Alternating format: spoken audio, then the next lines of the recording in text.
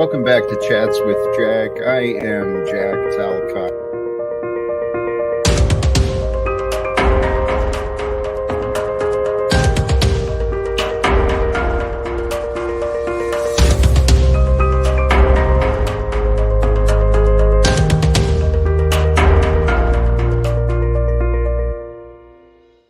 And greetings, blessings, salutations, and love. Once again, welcome back to Chats with Jack. I am Jack Talcott, and I am filled with inspiration and excitement to share again today. So blessings to all of you, anyone who may be tuning in here in the now or later.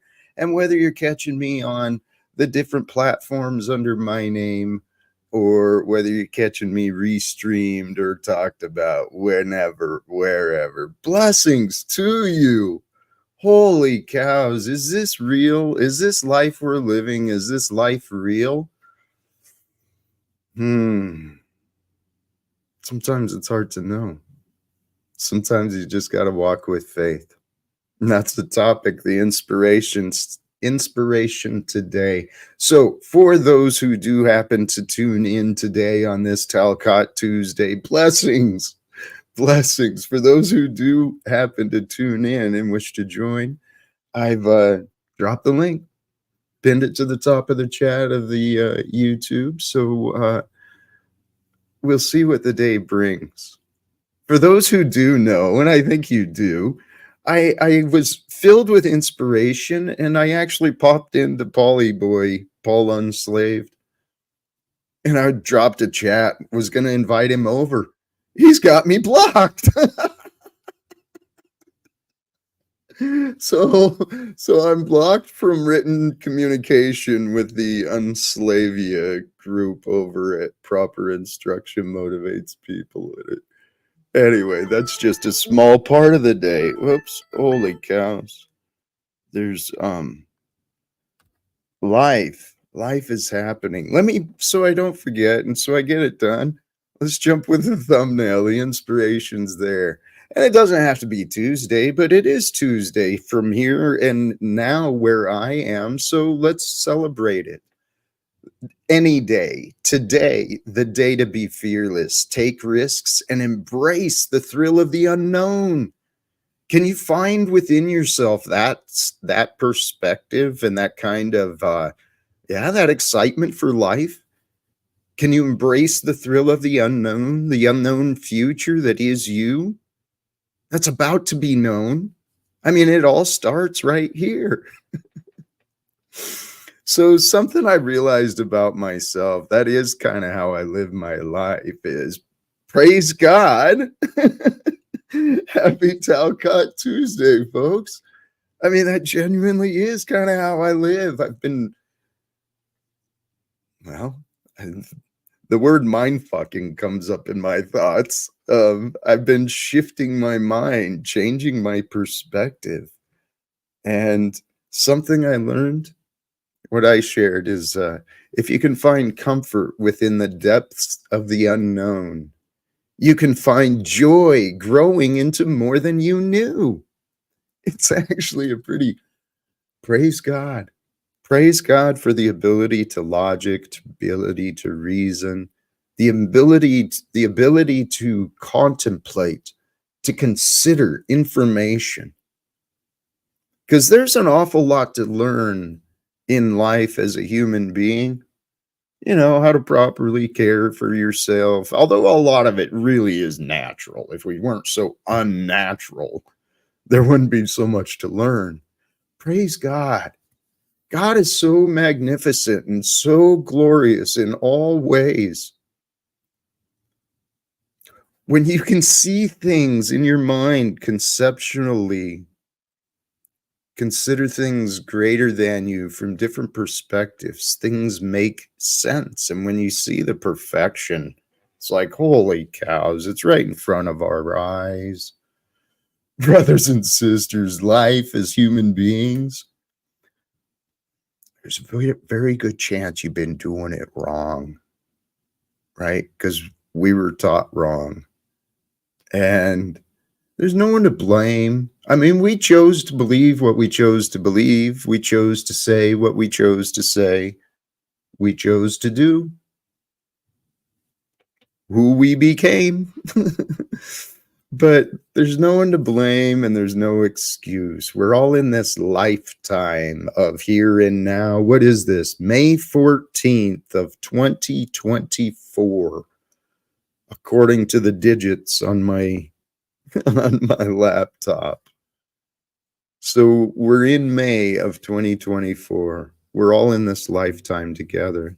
If you're tuning in around that time frame. Oh, beautiful, my friend. I think that there's a profound truth in there, I think. Where there is no I, there is no karma. How do you become no I? You become no thing. Insignificant. And yet, the entire world, the entire universe, your experience, everything revolves around you. Because if you're done, well, it doesn't matter, right?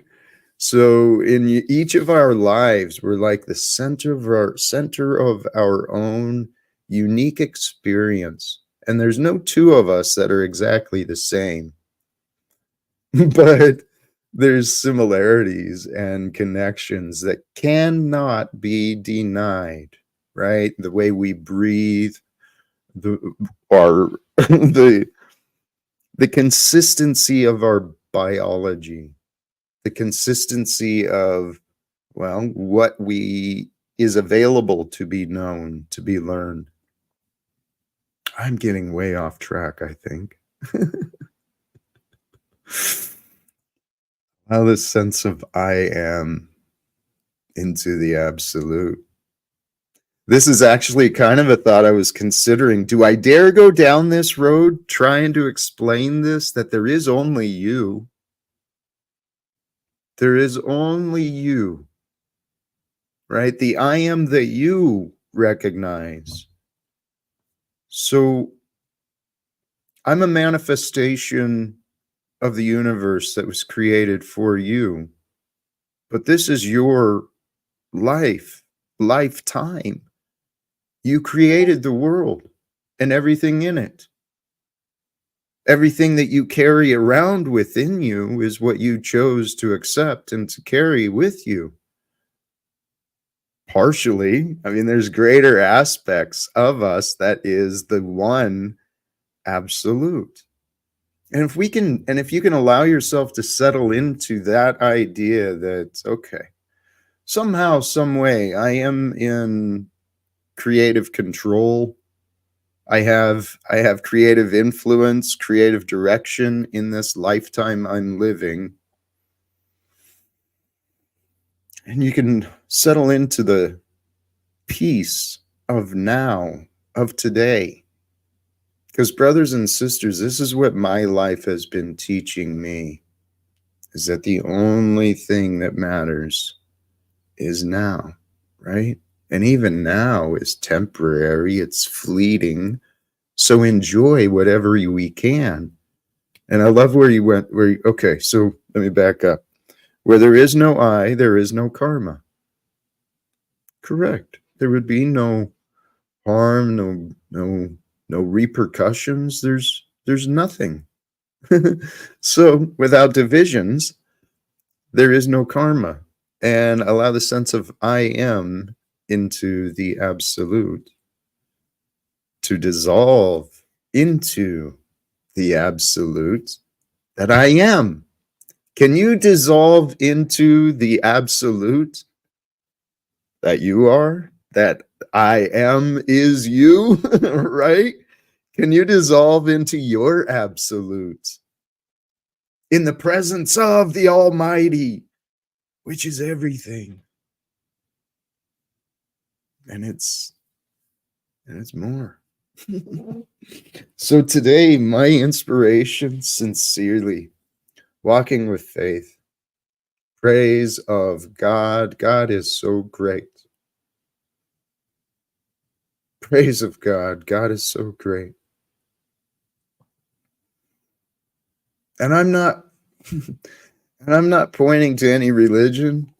I'm not pointing to any books. These are my words from my life. And it's just a perspective I found. But I truly trust, I truly believe it's what Jesus was teaching. I really, really feel that. that the praise of God, man, that's where it's at. Because if you can walk with praise of God and humility, that God's got it under control, everything's going to be okay. Matter of fact, everything is going to be perfect. From some perspective, there is a perfection in everything.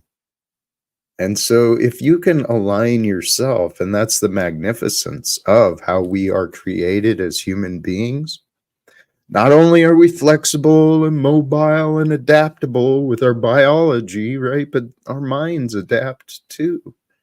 We're not fixed in old beliefs.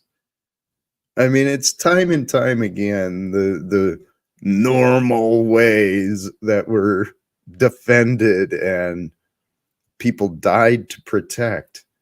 You know, in the past, many of the old ways have been proven to be foolish. Okay, so accept that part, right? In our greater collective, the greater collective of the limited thinking of some of the past, slavery, right? The gender oppression, denying equality, and all of this silly nonsense, all of these stupid games are still continuing. Foolishness, absolute foolishness. Oh, blessings. That was a topic I wanted to get to as well. The idea of life, a purpose for life. Are you entertained? Are you focused on entertainment? Are you focused on entertaining, on being entertained? Well, what is that pointing towards? Attention? If attention and distraction, right? I'm not here for attention and distraction. I do hope to allow yourself to sacrifice your attention, join in, try to get past some of the silly, stupid things I say. I'm sure, I am sure I find ways to offend pretty much everyone by the things I say, and sometimes how I'm arrogant, and I don't intend to be that way, but golly geez, man. Praise God. And sincerely, thank you all for joining. Sincerely. The community here that is, we are a part of something incredible. I feel this. I know this in my heart. My prayers this morning, for those who know, you know, for those who don't, there was a hearing scheduled again today on on my eviction from this house. And my prayer this morning was pretty simple. I pray that love wins. Love has got to win. That's why we're here. We're here for love to win. And I know how much I love. I know how deeply I love. So I prayed this morning just simply for what I've been receiving. A little grace, a little mercy. And along those lines, here is another man who's being refined and a beautiful example for us all to learn from. My brother, welcome back, Machine Lies. How you doing? Hey guys, what's going on? I had to shave my face. I'm sorry I look a little bit different, but yeah, it is what it is. Yeah. Holy cows, it's shaved and without the glasses. That's Yeah, what give me really threw give me me, a sec. man. That's what I'm looking for right now. Give me a sec. Okay, I got my glasses here. So There you go. Now you won't feel as naked. Wow, that is a yeah, different look, but bless it's beautiful, yeah, brother. this is how my face looks. So it's a pleasure to introduce myself on this auspicious evening. Yeah, thank you so much for being here with us, guys. Amen. Yes, thank you for sharing it and thank you for joining today too. And I was wondering, I'm curious what the day may bring, sincerely, because we never know anymore. We never know what's gonna happen. Um, oh, I don't know if I finished. I was oh my goodness. Jack, you were TML's first panel guest. I watched his first That's live right. stream today. That's I right. forgot we had that That's true. connection too. That is a true. Yeah, that's a true thing. Yeah. Yeah. Yeah, that's right. I have the beard still, so I couldn't Yeah, get rid of my beard. Yeah. Yeah, I gotta keep the beard, yeah. It's a classic. The dreads and the beard I think I'll keep, gotcha. They're a sign of age and maturity and and that sort of thing. It's certainly good. Oh, where I was going, yes. Um, there was a resolution proposed being offered by me through the attorneys regarding a continuation of the lease here because there's more involved that most people don't realize outside of here. I mean, on the streams. And anyway, there's another date scheduled, which is for the 22nd. So, for those who have been waiting for me to be homeless, well, guess what? God graced me with another week. So, keep waiting. Um, but the funny thing is, it's my sister's birthday, which is also my stepfather's birthday. And he was an incredible influence in me becoming me. Oh, and he's gone. My sister is still around. He's not gone. He passed away a number of years ago. Is it your older sister or your younger sister, if you don't mind me asking? Younger, younger. Younger, okay. I'm the oldest of a couple of groups. there's on my with my father's side, there's like another. I got a brother and three sisters, and then I grew up with my mother, and I got a younger sister and a younger brother. Dude, I know my sisters, everyone, I don't know how to communicate with anyone. They all avoid me, man. Um, my sister's an amazing lady, and I love her deeply. And one day she'll figure it out. I don't know. Life, my brother, life is a trip. That's what I've been learning. Life is a trip, so why get all worked up over it? What really matters in the long run? Sincerely, nothing. Yeah, I Except have a everyone.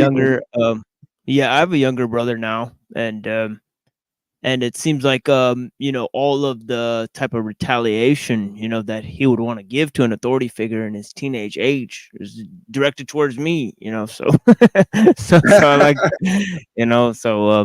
because I've known him since he was a baby. I changed his diaper, so so he sees me as another adult figure, kind of try to prodding on him and trying to get him to change his ways, and it's a problem, because I used to be seen as a friend. So that's the kind of position that I like to be in. But yeah. Yeah. And you know what? That is the best position. As a friend, that's the best way you can influence. But yeah, we all change. We all take these different roles with each other. I was considering that recently too, how we do.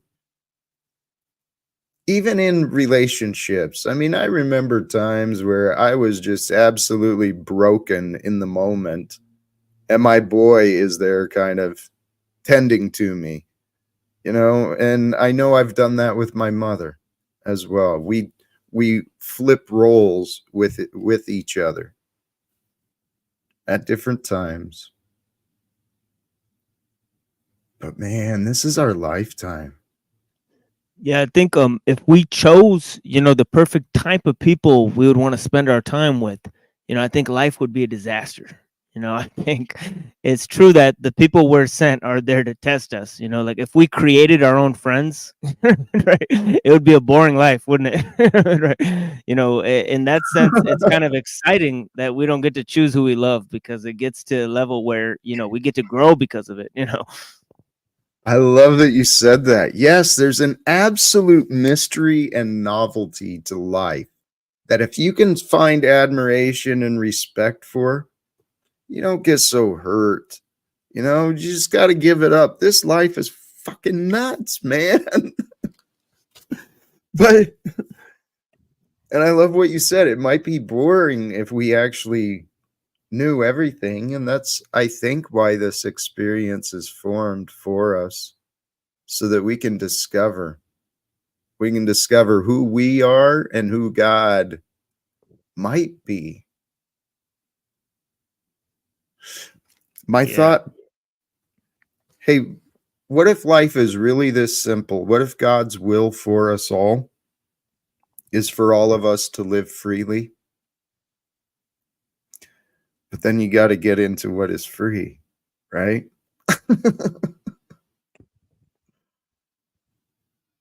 I do think we're here to live freely, free of regret, free of hate, free of envy, free of lust, right? Free of the impurities. Well, I like how you said discovery.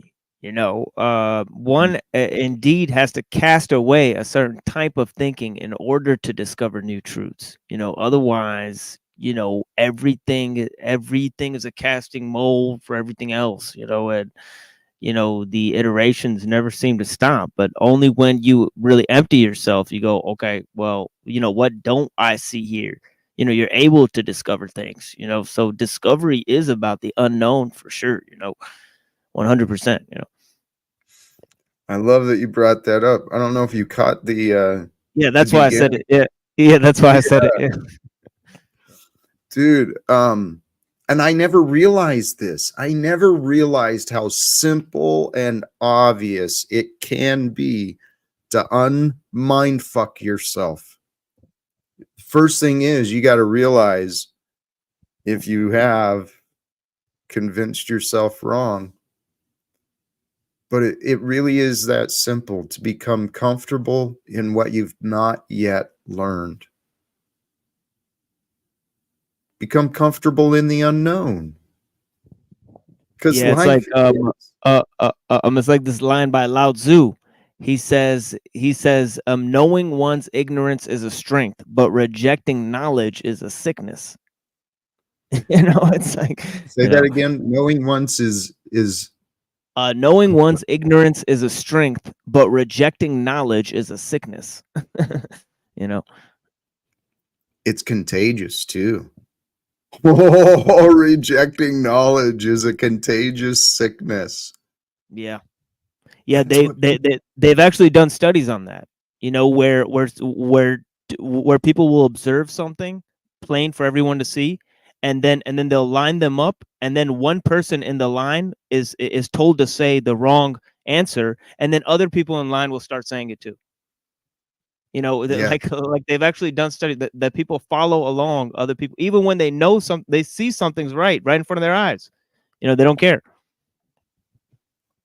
I've seen some of those studies and it confirmed what I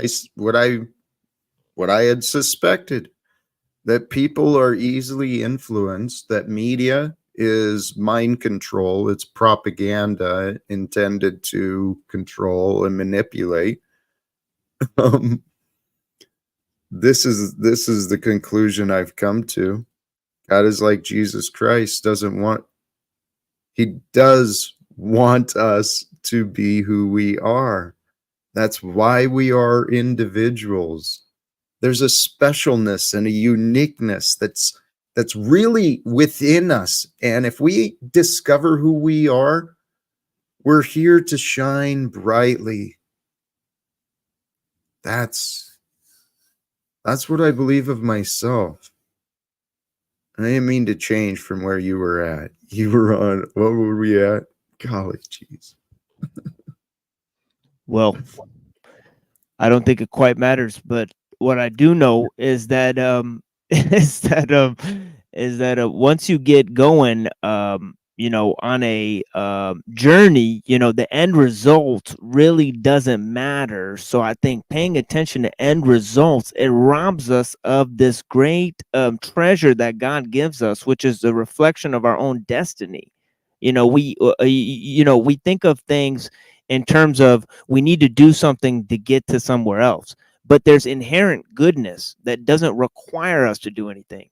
So you know, if we can foster that and learn what that is, then we could really appreciate, you know, those things that really don't come from experts. You know, they say you know, like I like to say these days, that an expert is someone who knows very much about about so little. You know, and that, you know, the best things, the best type of help comes from non-professionals. You know what I mean, right? You know, the only type of help that I need comes from non-professionals. I love those observations, man. And it's true. An expert is one who knows an awful lot about very little. They have a narrowed focus typically, right? But it's those expansive details, and that's what fascinates me. There are human beings alive today that are studying things, you know, I maybe never thought about, the way a particular caterpillar mates with something else. But when all of these different pieces get put together on how nature works and how we're a part of nature, it's like this magnificent, glorious story. What humanity is. God has created a magnificent love story through mankind.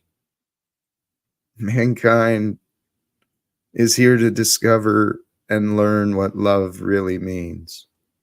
And I think we learn love through trial and error. It's one of the mysteries, right? The balance between what is it, truth and beauty. That's where the conflicts and the conflicts and the mysteries come up, between truth and beauty. We got to find the balance between the two, right? And yet there's no separation. Yet how many people find the truth to be ugly? People are afraid to ask questions. People are afraid to try to get the answers. People are afraid to push themselves just because they don't know. America is not the land of the brave. America has become the land of the obedient and the consumers and the bullies. I think America is the land of the bullies and the victims. I can say that, though, because I'm a white guy. You don't have to agree. You're all right, Machine Lives. Well, we Punjabis, we've done our own share of butchering in the Oh, past. right. So I won't rob you of that, you know, sacred pleasure of being the victor. Right? But the thing is you know, wisdom ultimately, it seeks beauty beyond relation. You know what I mean, right? And I think that this you know, ultimate you know, relationship is the relationship between us and God, the love between us and God. You know, so it's not you know, because it's a love that is in the unity of all things, you know. And I think that that's why it's really beyond relation. You know, beauty is always sought relative to something, but wisdom is like way beyond that. You know, wisdom is like value for value. You know, so so I think it has to do with, you know, ultimately it has to do with adventure. You know, adventure instead of thrill seeking. You know, people who Mm. are caught up in you know, just their impetuous kind of desiring nature. You know, and I think that that is ultimately bestial. You know, you know, what it comes down to is that, you know, the thrill seeker cannot abandon fear. You know, the one who abandons fear, you know, and not pain. You know what I mean? Right, because love has to do with pain for sure. Right? You know, so but you know, it's this you know, you have to say it's the sweetest type of pain. You know, that there ever can be, you know. It is, isn't it? But when you started out with something interesting, beauty kind of is, it's got a subjective hue to it, certainly. And wisdom, I was trying to bring this out yesterday. I see wisdom as more universal. Wisdom is, you know, what applies to a man, a person, one place in the world is wisdom any place in the world. And what is wisdom?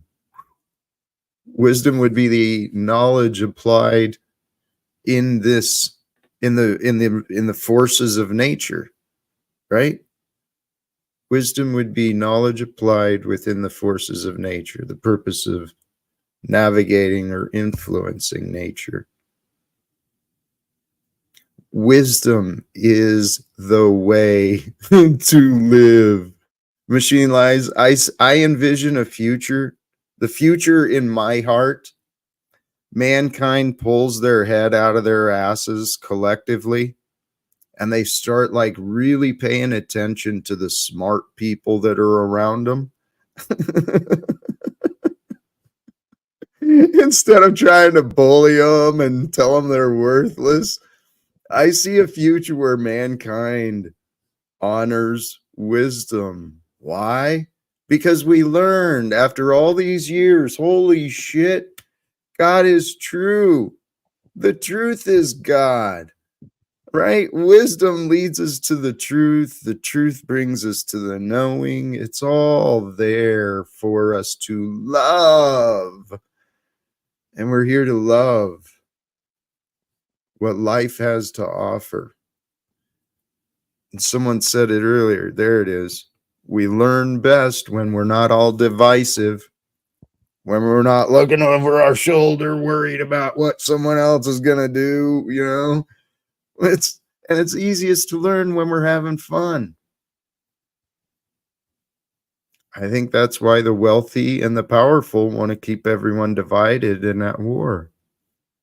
Because as long as everyone's afraid, they're not paying attention. They're not learning.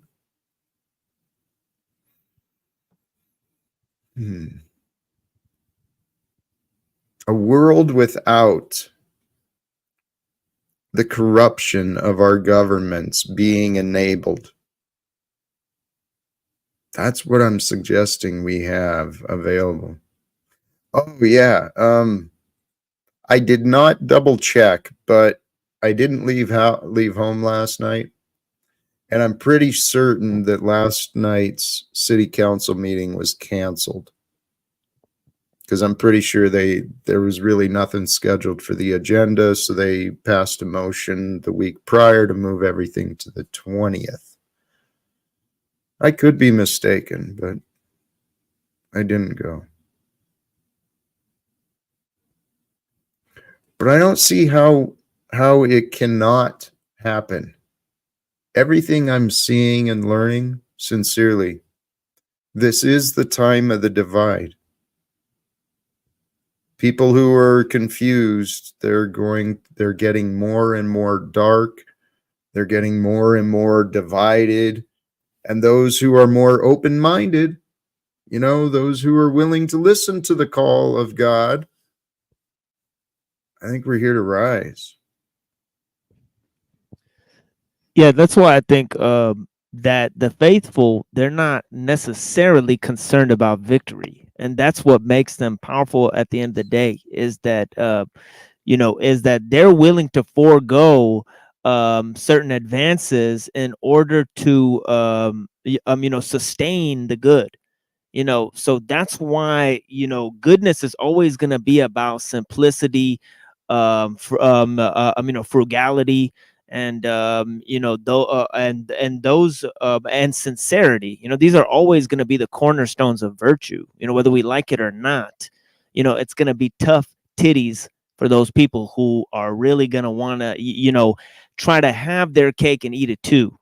And that is kind of the issue, is that when we try to put one foot on the boat and one foot on land, so to speak, what I mean, in terms of virtue, and we don't actually start off from a position of total resignation, like Kierkegaard says that the person of that the knight of faith is different from the knight of love, because the knight of love, he's fine with having the position of infinite resignation, in the thing that he loves, but the knight of faith, he has to return to the world knowing that that having made the move of infinite resignation towards the beloved, he still has to return to the world and face the world like Abraham did. Even when the love is broken, he still goes and accomplishes his duty. So it says, like, the knight of faith is way more superior than the knight of love. And this is the ultimate battle, really. Where did that come from? I'm sorry. Between the night of From faith versus night of love. it's from Kierkegaard's Okay. Fear and Trembling. Fear and Trembling by Kierkegaard. Yeah. Yeah.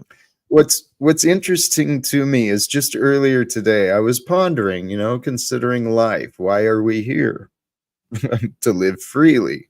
And then I thought about it, I believe it really is, I won't say all, but many damsels' dream to win a hero, right? There's we're all here to live within and help create each other's dreams.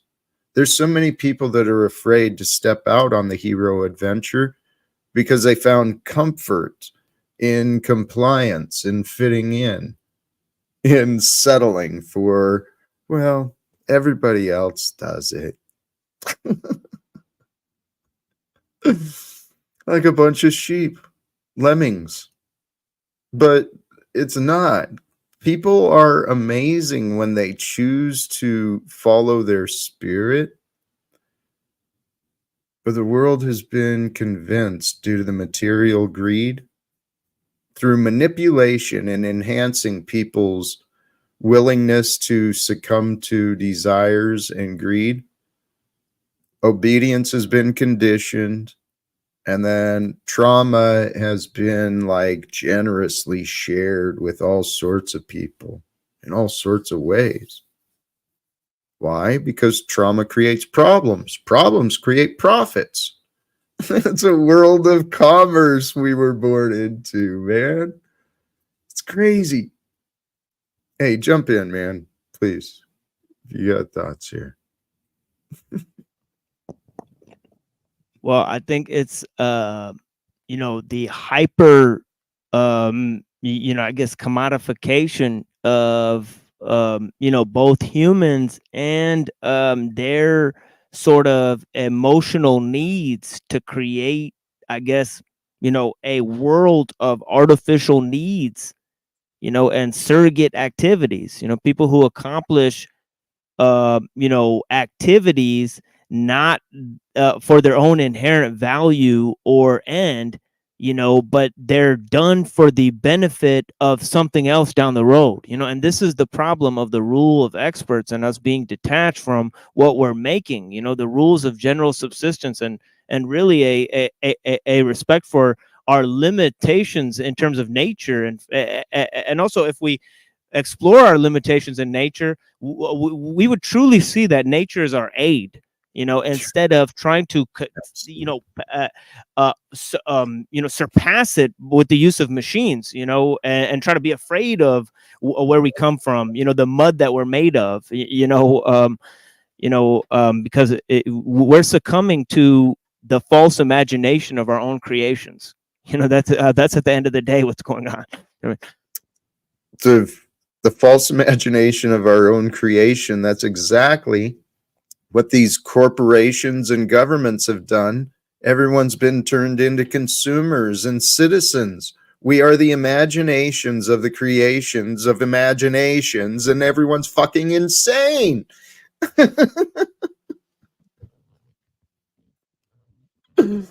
Holy cows. Oh, perfectly timed. It looked like we just got some viewers from Flow State. As I'm ranting against the establishment.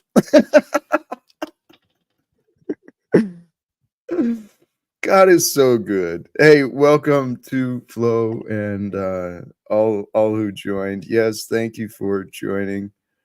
Yeah, you guys all need to go back like 5 minutes in this video. So it is what it is.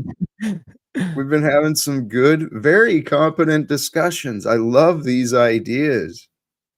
Because the reality is, regardless of, well, it's very good to know. It's very important to know the details and to know the way things are arranged. But most importantly, the reason to know is just so you can become free. So you're no longer afraid of the illusions of authority. The predicament, the situation of poverty,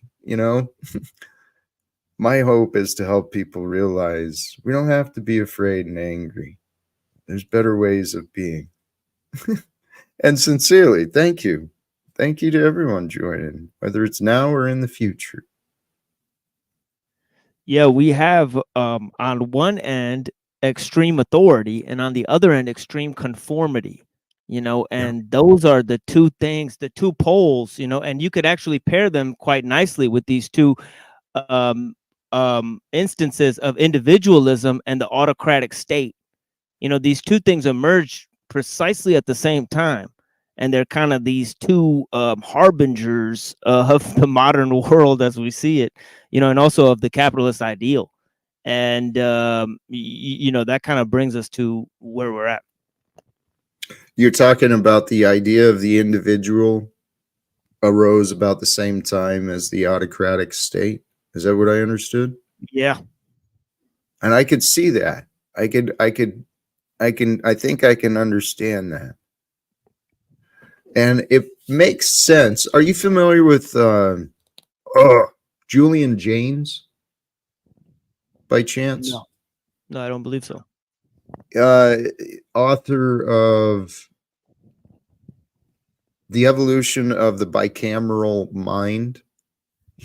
Fascinating author, fascinating, and he wrote about a lot of concepts to kind of identify how humanity kind of identify what you were saying, emerged with the self-recognition and started thinking for itself, and then the implementation of language and stuff like that. These real interesting perspectives. Julian Jaynes. Welcome, Hank. How you doing, brother? Happy day to you. I'm doing well. And I saw good news. Flow State sent his audience to you. I just saw it as a message at the top of the chat. I was actually somewhere else. I was on your Rescue's channel. I saw that Flow State sent his viewers to you, Jack. I saw that. That was pretty cool.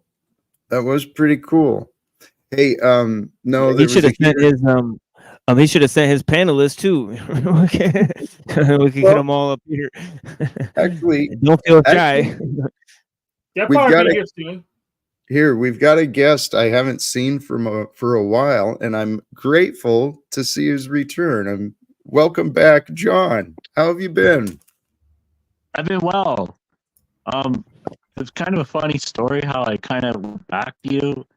As I was on the phone with my friend, and he's just like, oh, hey, it says you're friends with Jack Talcott. And I was just like, I haven't talked to that guy in a while. What is he up to? So I just thought I'd just stop in and say hello and maybe share some of my thoughts with you. Hey, John, welcome back. Do you know Hank and Machine Lies? You know Machine Lies. You got to. Am I wrong? Do you guys know each other? No, I haven't met him. I don't think so. Fascinating. Yeah, I don't I believe think I met so. John. I I don't was know. on last time he was on. I know there's like there's a couple like there's a channel I'm following. It's Sovereign Lies or something. Yeah, it's Yeah. not. No, Maybe no. a connect. Well, Yeah. if I may, it's interesting. Jon Vance, I think I met you over with the Proper Instruction Motivates People. I think that's where we crossed paths. But when Yeah. John and I first started getting on panels together, he irritated the shit out of me. And I used to get real triggered by him real quick. But John and I, we talked, and he's actually a really cool dude. The Machine Lies has an abundance of knowledge. So if you haven't crossed paths with him today, congratulations. And Hank has been another interesting character who's kind of joined up, I think, since you drifted away. So welcome. Yeah. Speaking of Anslavia, they're watching in today. So just in case you didn't see it yesterday, this is a message for Mother's Day. Just in case you didn't see it yesterday, Anslavia. I know. Give me one. America's crazy. I know a copy of Jobs, so you may not saw this yesterday. So here, happy Mother's Day.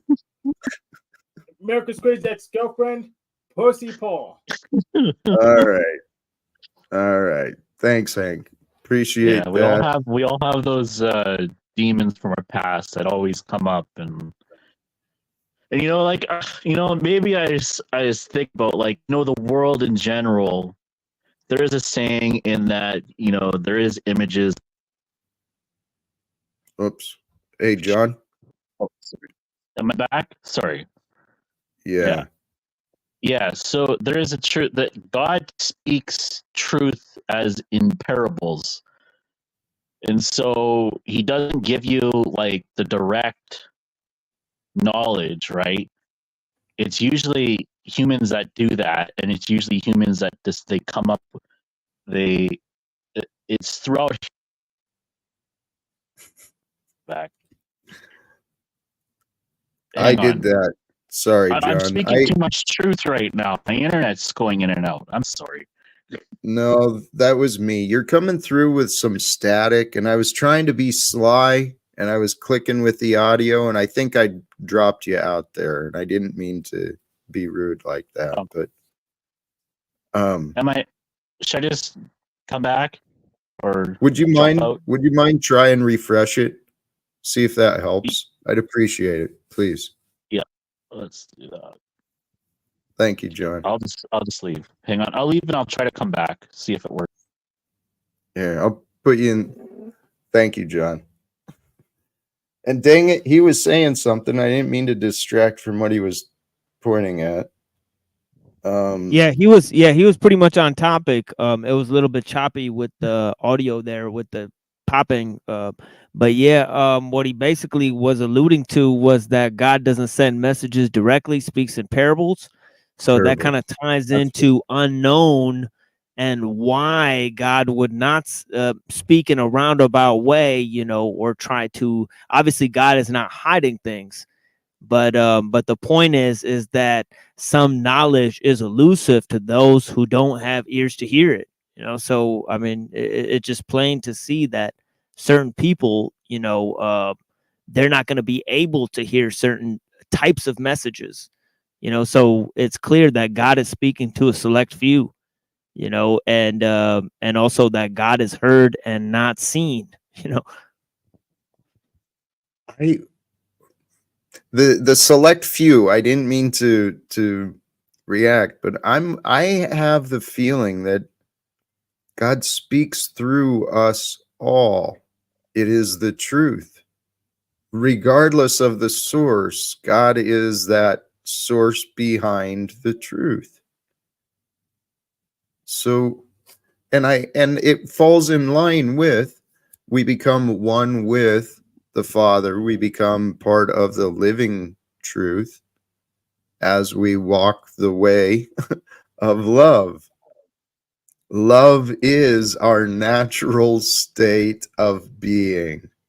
It's not some foreign or distant expression. And it's not, I mean, it's more than an emotion, it's more than a thought, it's more than a power, but it's not distant.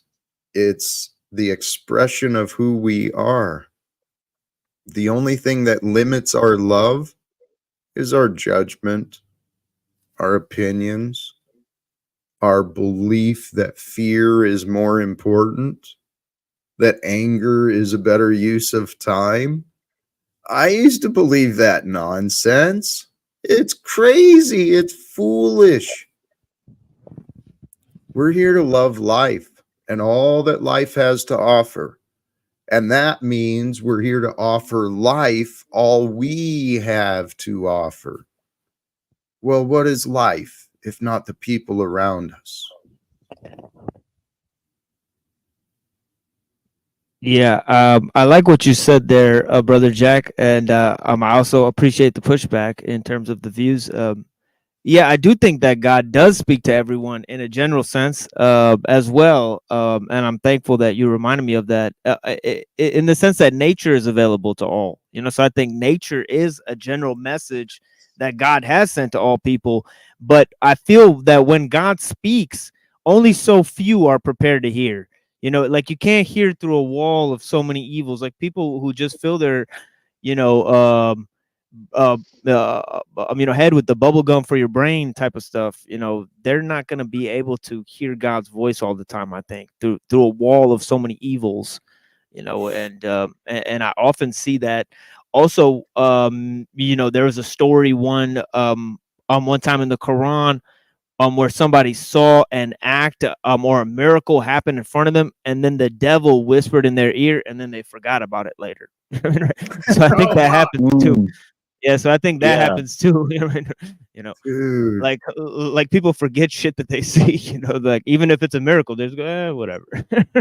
People discount shit. To say, Tarek, come on up. We have the machine lights on right now live. So you want to talk to me about my tarot cards or my sigils, and you need the reference TML, well, he's literally right here. So come on up, Tarek. Yeah. I you know what I've been doing? I've been trying to get away from this like kind of fear porn. I noticed, like, especially like on the right side of the political spectrum, especially, it's just like, this is coming and this is coming and this is coming, and I'm just like, I've gotten to a point now. I used to be really into that stuff, but I've gotten to a point now, I'm like, okay, I'm aware of it, but it's like, when do you get to a point when that awareness is actually going to eat you alive, and it's going to turn into a whole bunch of insecurities, where it gets to the point where you don't do anything? Like, like you can research all the information you want in the world, but eventually, like, if you do that, you'll be afraid to go outside, even go to talk to somebody on the street corner. So it gets to a point where knowledge is actually detrimental to yourself. And I feel like, there is a lot to be insecure about, but there's also a lot to be grateful for. And what I've been doing through my practice, I guess subconsciously, I've kind of adopted it, is I try to be grateful for little things. Like, I'm grateful for the sun being outside. I'm grateful for the nice green grass. I'm grateful that I have a roof over my head. I'm grateful that I have food in my belly. Just little things like that. And so I'm just kind of testing that out, see how that goes. Like, something, little thing happened, I'm grateful for that. Just any little thing. So it kind of, because that's how much I don't like the fear porn now. It's like, I don't like this fear porn stuff. I get it. Like, yeah. John, you've got it. That's the way to escape it. Sincerely, congratulations. And I just want to, as a friendly outside perspective, I want to encourage Mhm. you. That's the way. Grow in that encouragement, that appreciation, the gratitude. Yeah. It increases your joy, increases your peace. Hey, your audio is still real staticky though, Oh, okay. man. I'm sorry. You know what? Maybe I'll come back another time. I apologize. Okay. Either as you're welcome to hang out as well. It's up to you. Welcome, Paul. How are you today? Hey, loving, caring man. Beautiful. Fits Okay. right in. That's the energy we're bringing today. My faith is strong. And I say this word, God, take it for what it is. It's a word, but God is good. God is great. To be alive, what a gift. To be able to know, however it turns out, right? However life turns out from the future of now, dude, I've had a good game. I've had some fun. I've learned a lot and I've done what I could. So if I can't change the world, well, c'est la vie. I get to be me. That's not a bad way to live. I mean, if you can find that within yourself, that I'm here for a reason. Not so much the entertainment and distraction, the boredom stuff, the fear porn. That stuff is a good distraction and maybe a good motivator in some ways, but really, there's so much to discover. And the more we can discover with gratitude, realizing through that fear porn, hey, there's an example of what I'm not. God has spared me from that. God has saved me from a life like that. So I can be even more grateful for who I am and where I am. And then with that belief, I mean, if I can be comfortable, well, it means I could probably share in my peace, share in my wisdom. I mean, that's kind of the key to life. Wisdom and love. That's why we're here. It's simple and obvious, and it's not frightening, and it's not challenging either. It's actually pretty simple. That's why I'm convinced there's a God, because for us to be this blind and confused and arrogant and selfish, for that to happen makes no sense. So it's got to be God. It's the only thing that makes sense.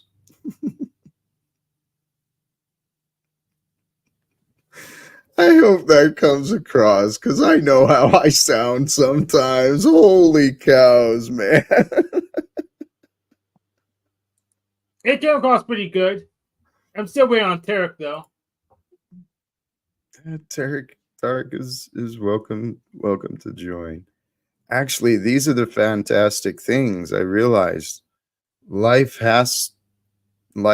does not have to make sense.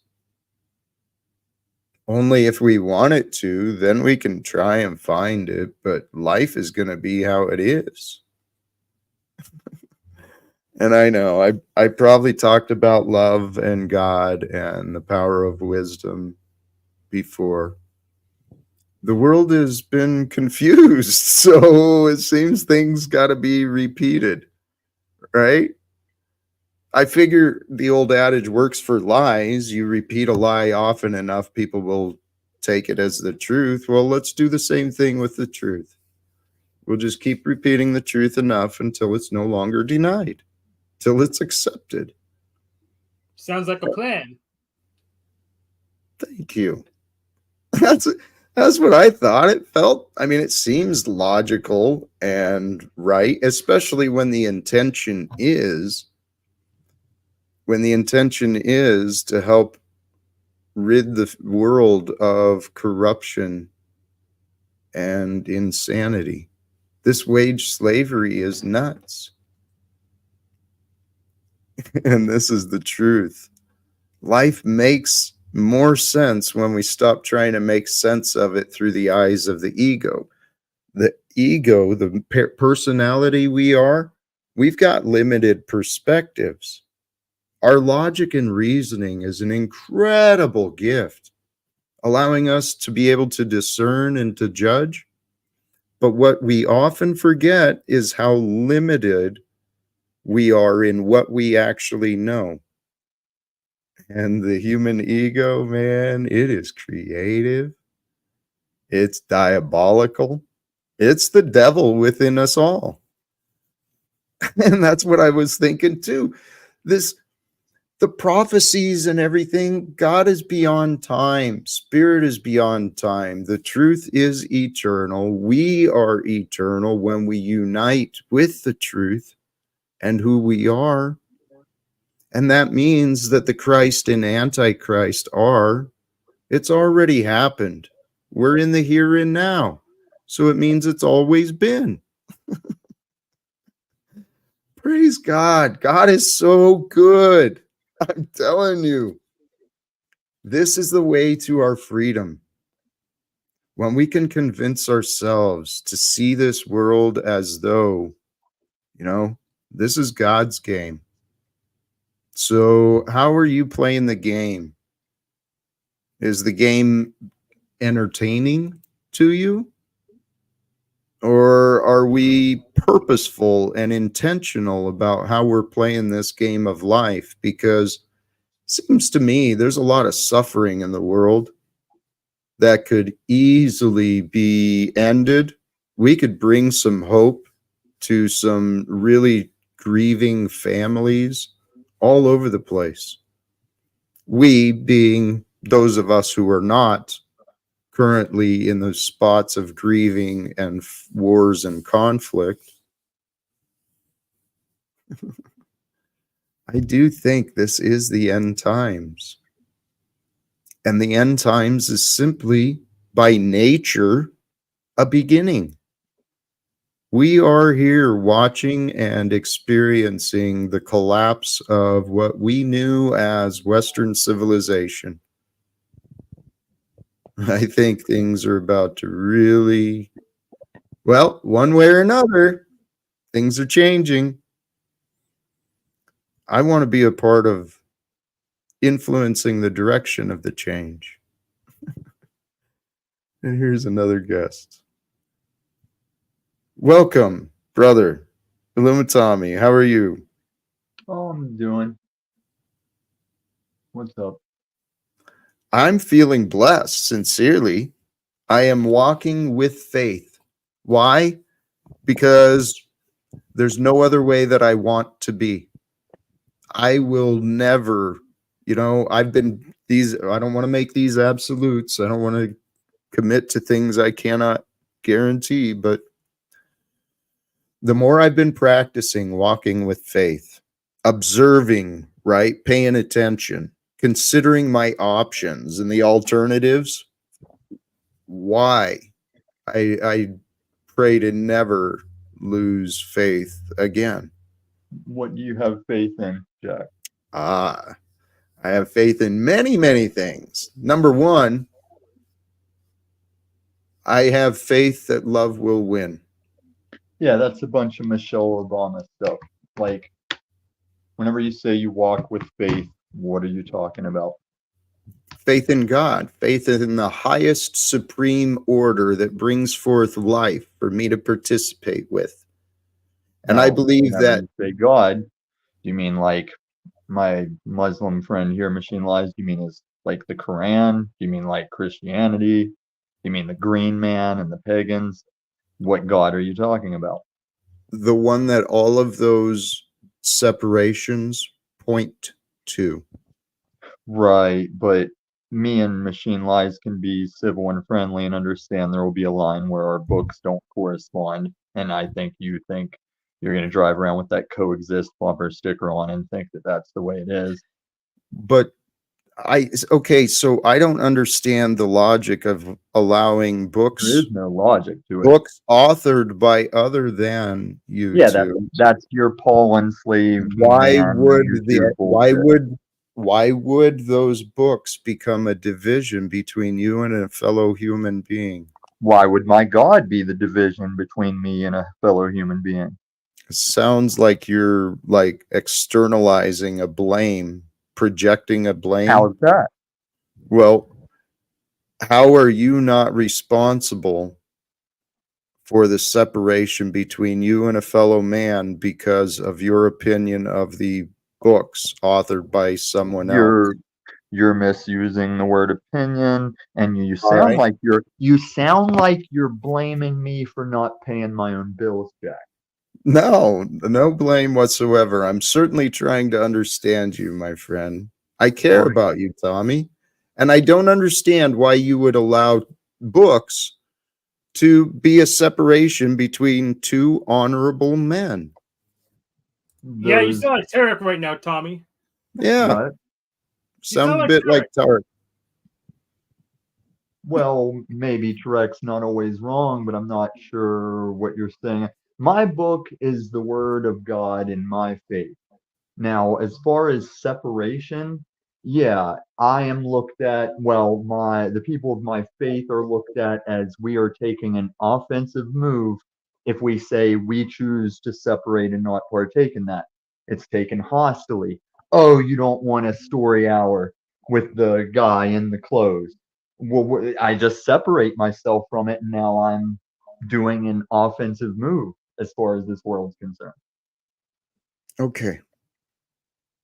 It was a good deflection. I don't That's not a understand. deflection. You sound like your daddy here, and it's funny he's All so right. quiet. Well, tell you what, congratulations. We are here together at peace, despite the fact that there are books authored by people that are not us that exist. And we've learned of books that were authored by people that were not us. And actually, Machine Lies, are you the only author on the panel? Are you the only published author so far?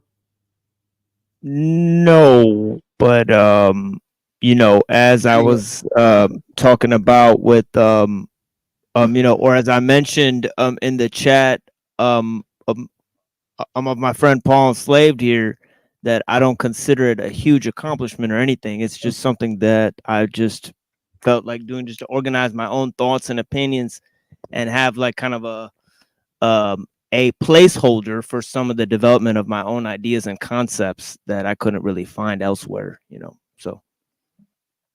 Hey, actually, all joking aside, I do feel within myself, there's a couple of books that will probably come forth. And I came across through the collaboration stuff on StreamYard, came across a guy who actually helps people become published. So if someone here or is in that realm as well, maybe you've already got book coming out of you, you've already started creating it.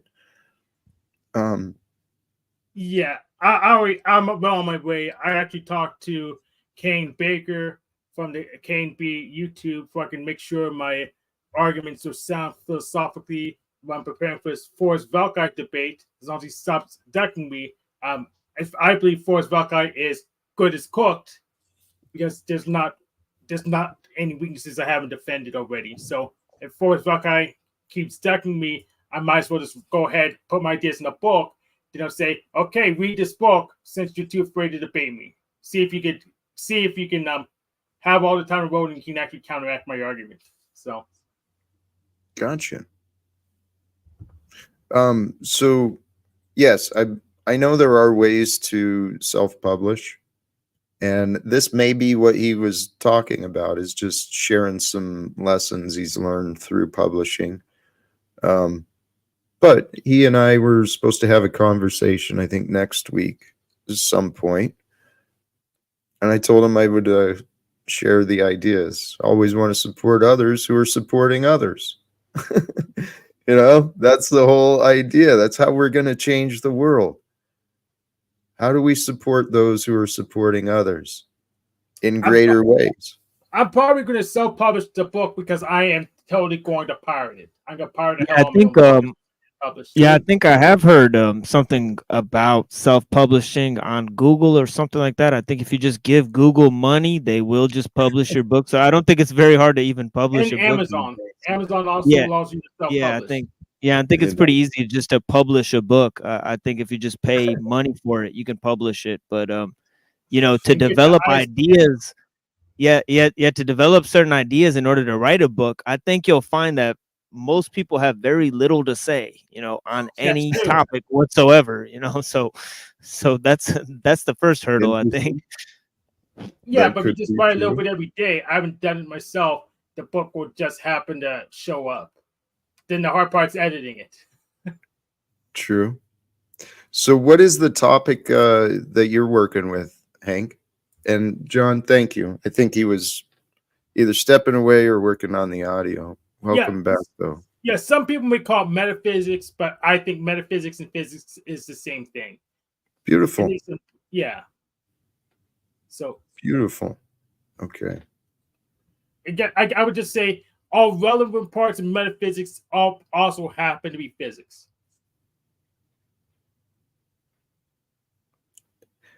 Okay. Yes, it's like an expansion or a continuation. There's not really a separation between the ideas, right? Yeah. In my opinion, no. Okay. Yeah. I gather I can accept that.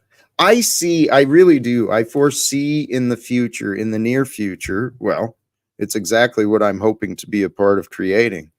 I do see in the near future a transformation in commerce, economics, politics, and science and education.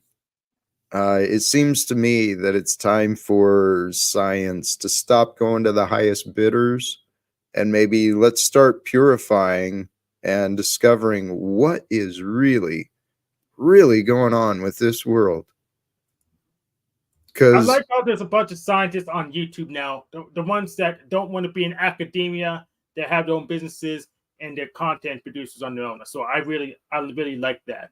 And they're very successful. Like Wolfram broadcasts as much as you do, Jack. who does? Stephen Wolfram. I haven't come across that name, but Yeah. Hank, that's what yes, we are living at such an incredible time. There are so many academics, so many well-studied and very intelligent, gifted people sharing knowledge, you know? Yeah, and also using their knowledge in order to usurp others. As Stephen Wolfram, you know, basically it's like he's got this program called Wolfram Alpha, you know, and it's like a calculator that could be used to design, you know, extremely dangerous sequences, you know, that can be used for evil, you know. So yeah, you know, I mean, Stephen Wolfram is one thing, you know. Yeah, yeah, and I also think that ideas of the meta, you know, that they tend to constrict us sometimes, or even ideas of the transcendental, you know, where you go beyond, you know, go away, really, you know, and that's kind of the problem is that, you know, we're not dealing with the practical reality as people have the doom scroll, you know, they're under the spell of Leviathan and they're looking for the immediate future when really the truth is found in the distant past and what has endurance, you know, and not what is immediately going to be available in the unexpected. You know, there's great mysteries of the unknown about where we came from and not about where we're going. You know, where we're going is mainly sewed up, you know, but like, you know, where we came from is a mystery to most people, I think. People have lost sight of the mystery. I did. I lost sight of the mystery of life and got pretty dark, to be honest. This is why I trust. You know, I'm not unique. There's many of us. We are all a part of something big that's happening here on Earth at this time. And I truly believe that this is the time that it was predicted. Okay. What and part of that big thing are you? The side of the light, the I don't returning think you up. are. Why do you not Because think you that? you Why like do you like your fat bitch daddy underneath of you. It's easy to say and pretend and LARP Tom, like you are that light, why but do we you can want obviously see that you're not. Tom? Is it you, Tommy? Obviously, Are you the light that save us? I wish I could be. No, my savior can save us. Yes. okay. Who's your savior? Jesus Christ, Jack, the Okay. one you So talk it's that poop on. right. That's what I And now, assumed. and now, I didn't now you want can to each assume. take a turn pointing out how I've broken the 10 Commandments and I did Mhm. drugs and I said mean things and tell me why that means I'm not a Christian. Hey, Tommy. Hey, Jack. Where is Jesus in relation to you now? Always with me on speakerphone. Is he? What are you Okay. getting at? Well, I just want to ensure that, peace could be found with you, with Why? him. Because I sound kind of mean. That's one sign. I love you, And that's Tom. so that's why I can't possibly be here on behalf of Jesus, because I sound a little impatient with you and your fat baby bitch daddy. After Well, after 2 years, I can't sound a little fed up with your shit, you and that means I'm can, not Christian. Tom. You can sound however you want, but if you Thank want us you. to I agree. believe that Jesus is with you, you might want to chill out. Oh, and you're that gatekeeper now. You might want No, to you find say that. Tom. Where's forgiveness or mercy? Where's those things?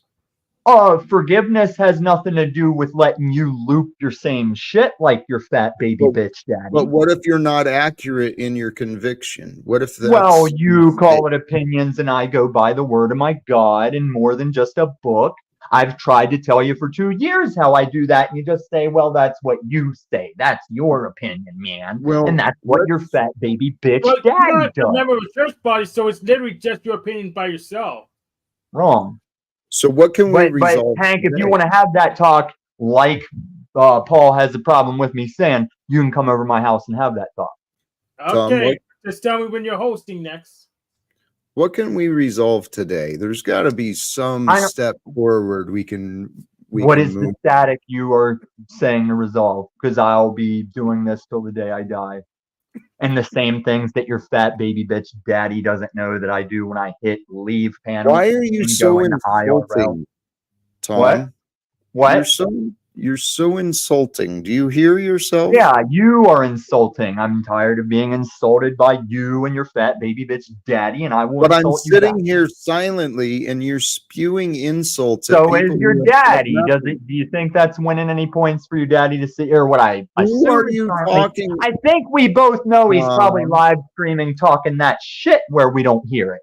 Well, I already confirmed. I have his tab open. He's doing something else, so he just has multiple accounts. Right, that's very respectful to just sit up on this panel and do something else. Yeah, that's why I'm not paying It's attention. his typical sociopath punk bitch. I mean, I just outed him yesterday for He lives with a woman that cleans up after him and does the mommy shit. I outed him for that yesterday. He had the nerve to come up and act like he was something. That's why I didn't even acknowledge him, because he's not the center of the universe. I don't really care, and I knew Calvin had his tongue today. He wasn't going to say anything, so I didn't. That's why I didn't even talk about it. Oh, I know. Hey, Hank, I'm sorry to out your diagnosis, but last night on my stream, I was kind of being sarcastic with you when I said, yes, Paul left because of your sign, and you just keep wrecking all these channels that we wish we could wreck. It's not the time for it, Hank. I know you don't read the social things. It's one of those serious Of course not. I'm just too retarded. I have no idea what's going on. I didn't say retarded. I'm the one that taught your daddy the difference between retarded and autistic. All right, I'm gonna mute just for a moment. I just wanted to. What's up, bro? I just wanted to ask you something, Jack. I was just listening in. So it seems like you question.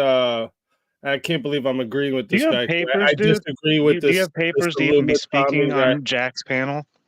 Please. Please be respectful. What? Do Feel you have free. papers? Do you have a Continue. permit to speak upon Jack's panel? He I'm doesn't going to need need Do you some have? paperwork, Do you sir. have? I don't do like you the have, angular like, approach. fucking any And brain in that head of listen, yours? we're just making sure everybody's up to code out here, and Do everybody's you safe. have a brain in Okay? that head of yours? Are you safe? Are you safe, sir? Do you need some help? I think he's safe. I think he's safe, Truther Cop. Thank you. Thank you for investigating and assuring. I just so anyways, so this Illumatomi guy pointed something out and you kind of questioned it, and I was actually wondering, so do you think like being nice is a part of being Christian? Like, do you think niceness is virtuous? It seems to me that question is loaded with some Well, no, it's observations I'm just already. asking about your opinion of it, because that's what I think the confusion is here, right? Like you're confusing, like you're saying you're questioning his Christianity based off of how nice he is, but niceness is not. Niceness is not a who are Christian. you? No, he doesn't. Who are you referring to? Illumatomi, right? You were saying something Well, like, "Is Jesus with you now?" And you're saying, well, maybe you should calm down. You're not being very nice. So I was asking, like, nice. I don't know if I use the word nice because I know nice has kind. I think you said kind. Yep, kind. Here's the kind issue. is the part. Illumatomi's calling Jack Talcott and us and me non-Christians.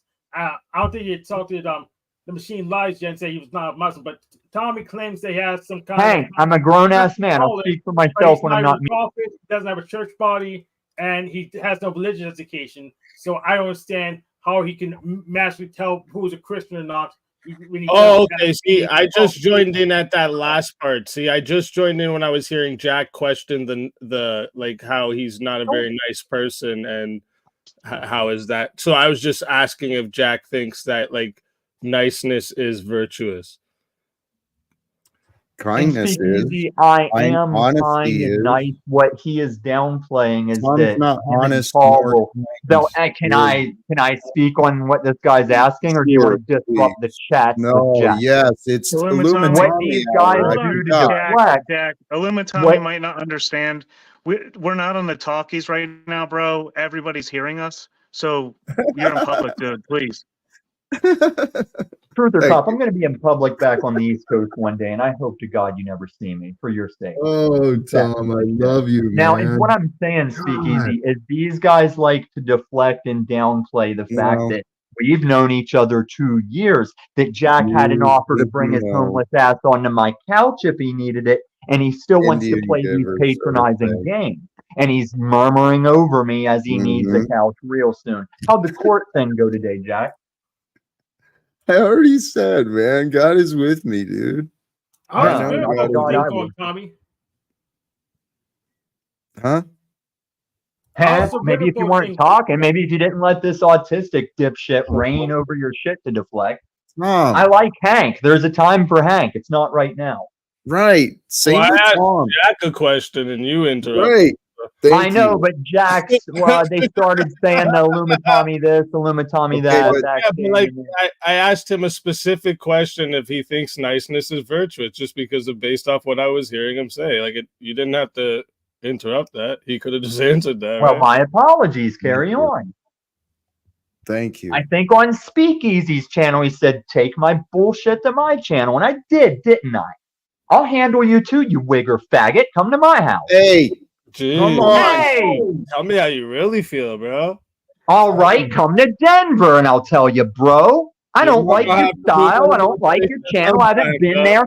I haven't been to your channel in as longer than I've been to Paul and Slade. I'm guessing you've never seen vagina that wasn't on a screen before, right? Wrong. Actually, one of my Christian things was to stop fucking around so much, you child raiser. What? Never snuck one past the goalie, though, did I? Hey. Does anyone understand anything this idiot just said? Oh, he's doing this. I don't want to okay. Hey, let me point to the evidence Speakeasy, now can you understand? I was simply really trying to get Tommy to see his own behavior. That's all I Fuck was really you. trying You to think do. I'm not in control of my behavior? I Yes, can't get I you to know see you're your not in shit. control of your You're not behavior. very you're not very in control of your emotions. That's for Oh, sure. I'm very much trying to be hostile, Skeet Sleazy. That's But why I it's not said come to helpful. Denver with your wigger ass and see if you talk this way. What's your problem with me? I think if you remember my Well, interactions for one, with we you on still your haven't seen your bullshit channel, paperwork and your permit to even I'm not speak even on trying to premise, take it that sir. way. You're nobody to me, Skeet Let's be Sleazy. I don't real. want to take up my problem with you. I clearly have been in your mind since I told you to get off my channel. So No, I just remember it. Everybody in this I chat will didn't tell you even friend or remember foe. that. Everybody in this chat will tell you friend or foe. To a fault, I have to remember shit I don't want to remember. I get it, buddy. I get it. I have a really good I'm not memory. your buddy, guy. I have a really good Yes, you memory. are. I have a really good memory, and I totally forgot what you said until you brought that up. Like, Right, except you want to put some value to you're our like- interaction by pointing out that I remembered it. you know, I know all the strategies. I know you're one of the YouTube faggots. Roll on. Let's get back to Jack. You Dude, want to come at me? Do it on my channel. I wasn't coming at you. You came at me. No, now you are. And I'm saying if you want to do that, save it for my channel. I'd love to have you over there and wreck you. But as far as this Jack shit, I interrupted you. Get back to your chat with Jack. Wrestler fucking chant you're doing, bro. Like, relax, guy. You're not on WWF. Don't tell me what the fuck to do, nigger. Thank you, bro. Oh, that's a good one, bro. You're I a racist respect too. this. I like See, he wants it. He wants it. He can't get off me. He wants this dick because he's a wigger faggot. Tom, piece of shit. recognized your ability to disengage. You can stop. Now I see why they don't believe you're a Christian. Now I see. Thank you. Sure, that's not for. I'm not labeling who is and who isn't. I'm not saying anybody isn't. Dude, that's all you've been doing. Yes, you Oh, were, cite it. but- Cite it. Cite where I said that. Cite where I said somebody's not a Christian. I said, Jack, you're speaking that book wrong. Go take your meds. Go ask your mom for your meds, bro. I ain't seen my mom in 15 years, and if you ever want to see yours again, don't come to Denver and talk this shit. I didn't ask for your whole life. I just said to go get your meds, buddy. Holy cow. Yeah, that's what Paul Enslaved says, and he's fake as you. Tom. Take it to fucking Flow Fake channel. Medication, like I'm usually against it for most cases, but you have like some real wiring problems in that brain of yours. Come talk that shit. Tom. Well, tell me where you are, Speakeasy. Tell me where the fuck you are. Tom. Tommy, I can tell you where you're at. See You're if on I Talcott's lose panel, control sir. You when gotta I get a shut your plane mouth ticket and to where respect you Talcott. are. Okay, I'm in Talcott Toronto. saved an Oh, I did shave entire. my head. Talcott's. You're in Canada? No You, wonder I don't bro. respect you. I never knew you were a fucking Canadian wigger ass You know what? cracker. I'm going to take a break. This guy's like really turned up, bro. Talcott, he doesn't know that you saved someone. You prevented an assassination attempt. Definitely That's what I've heard. pissed in his cornflakes this morning. That's what I've heard. That's the rumors Hey. I've heard. I heard the same rumors. You know what, Speakeasy? Thank you. I appreciate you stopping by today and even the way you did. Holy cows, man. I have watched you. You do have a good way of communicating. I appreciate it. I've been trying to grow in my own ability because holy cows, man. You see what this is? This is nuts. Oh yeah. That's like This is the internet. yeah, that's No. like the common Spurg type, like they just want to hear their own voice. They don't really actually listen to anything being said to them. Well, and that is part of it.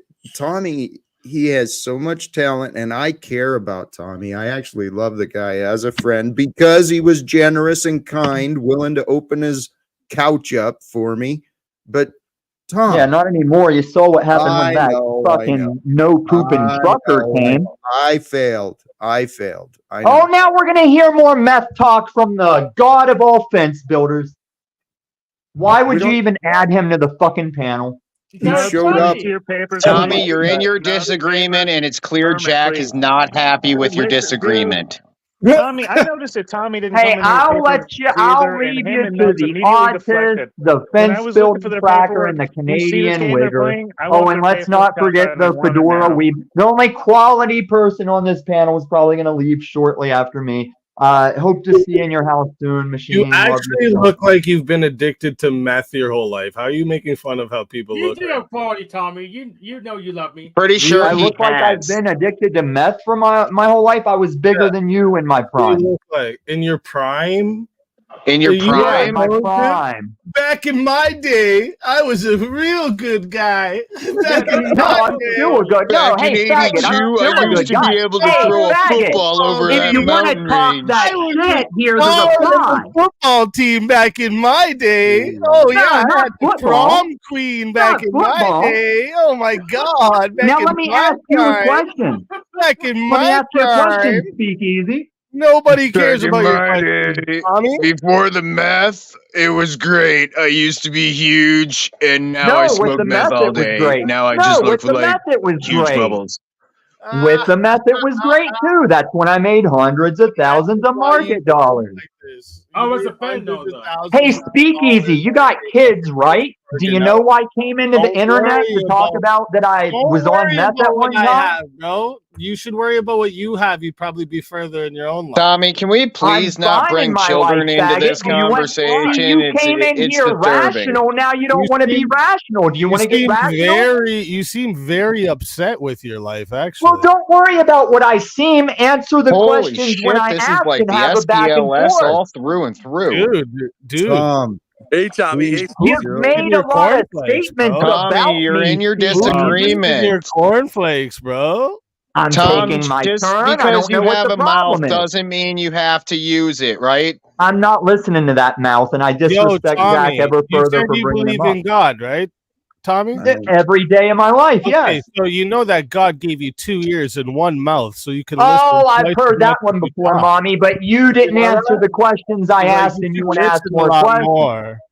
Yeah, I'm not answering you about my Tommy, personal is your life, religion so all you about can double suck my dick. standards, or is that Okay, just you everybody, specifically? Jack wants to do another Paul Unslaved panel. He's got Fivespeed, the questionable PDF supporter. He's got Nubs, the You're biggest a PDF piece of shit supporter? industry. You're a He's PDF got the supporter? Canadian. Wait.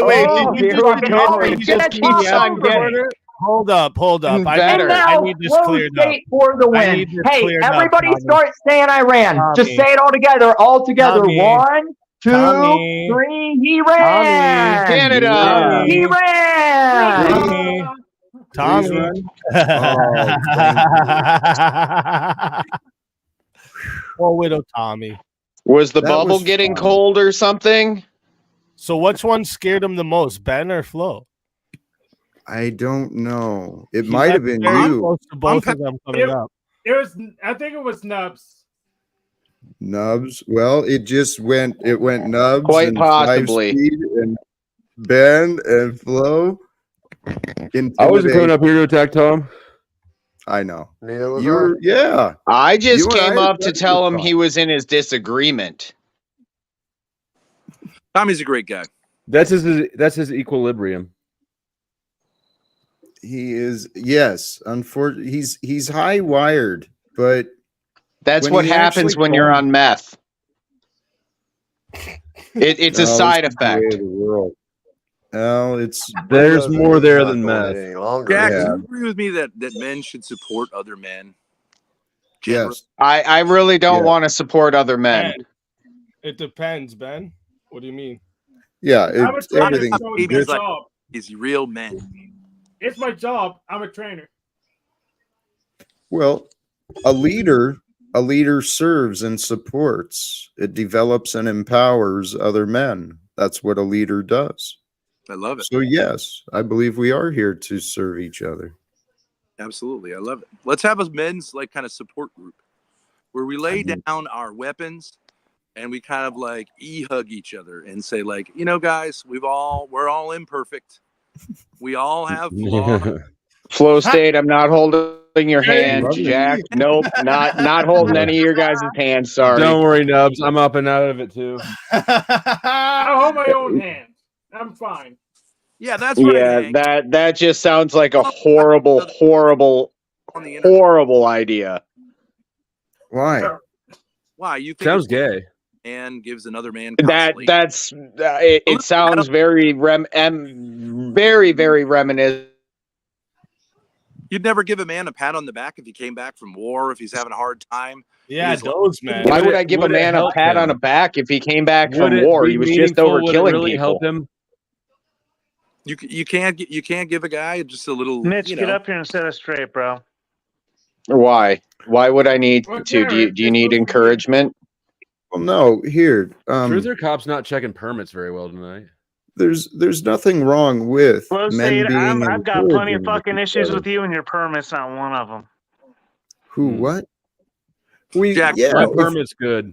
Jack, would if you say we were- on the internet that men can tend to be a little hostile with each other, and they should be Oh, a you little. talking about Ben over here? Sorry, for And then- that. Competition. I'm It wasn't Ben, aimed at too. I'm anyone in letting him- I'm particular, seeing what just he's the whole doing. He's group. talking a lot of peace tonight. I'm interested.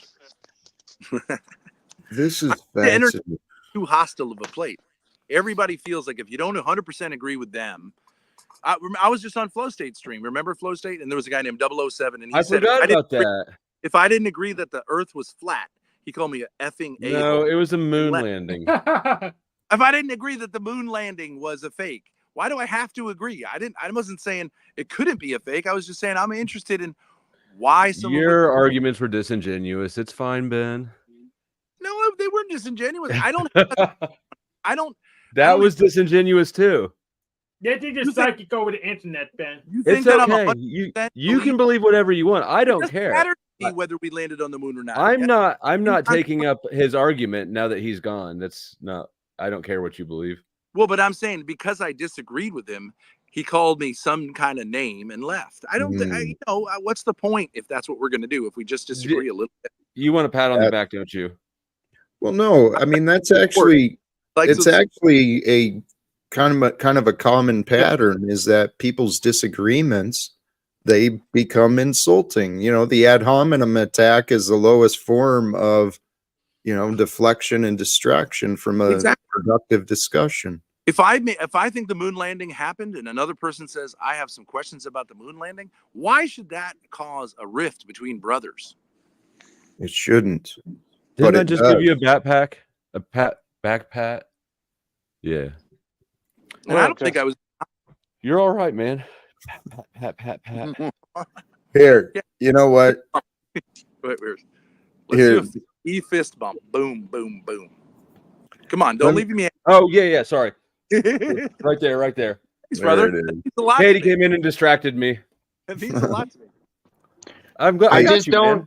I could be wrong, but I just don't see how getting a pat on the back would encourage It made something. you feel better, didn't it? Not really. Really, I genuinely appreciate it. Now you're not even worried about 007 at all, are you? Hey Nubs, if I'm in the war zone taking lives, Don't fist Hank. Hank, what about it? Yes. Pound. We figured it out. Feel better. We're brothers. Okay, now that you guys are done pounding it, what were you saying, Hank? If I'm taking lives, I'm gonna be skin hungry afterwards. So yeah, I'll take the pat on the back, please. Yeah, I'm good. I don't support that kind of behavior. Why would I attempt to be deceitful and say, "Oh, good job," when I think it's a horrible job? Just like law enforcement, just like many other industries out there, there are a lot of horrible people that I do not wish to engage with. Really? Don't you think it'd be less horrible if they felt a little bit of support, like you cared about them? That's a good point, but I'm always skin hungry. So why would I attempt? That would be the most uncaring that I would do, but lying to that. Don't you think if one of us, like Jeff Dahmer, was here, you'd say like, "Hey, bro, look, I'm here to help you out." Wouldn't that have might have helped him out a little bit? Like if you got issues, we can talk about it as friends. It might have helped him to not be so crazy. He was lonely. Yeah, I don't think so personally, but I could be wrong. Well, don't you think there are lonely people who feel disconnected and do crazy things? Let And if me they're a little Because bit more they choose connected, to be. hey, let me jump in here Because they choose to be. Hold on, please. This disconnection. No, not everybody chooses to be disconnected or lonely. It's part of our life. Things happen in life, and we get disconnected from people. But shoot, there was something you said I was trying to come back to. It was I don't know. no, I agree. I endorse that wholeheartedly. I don't think people are only disconnected because they choose to be. Sometimes people get disconnected for reasons that are not their fault. Yes, Obviously. but the world actually profits. Action comes as a result based off of action. Hey, Nubs. That's why people are moving either towards you or away from you. It's not working. Your audio's borging pretty bad.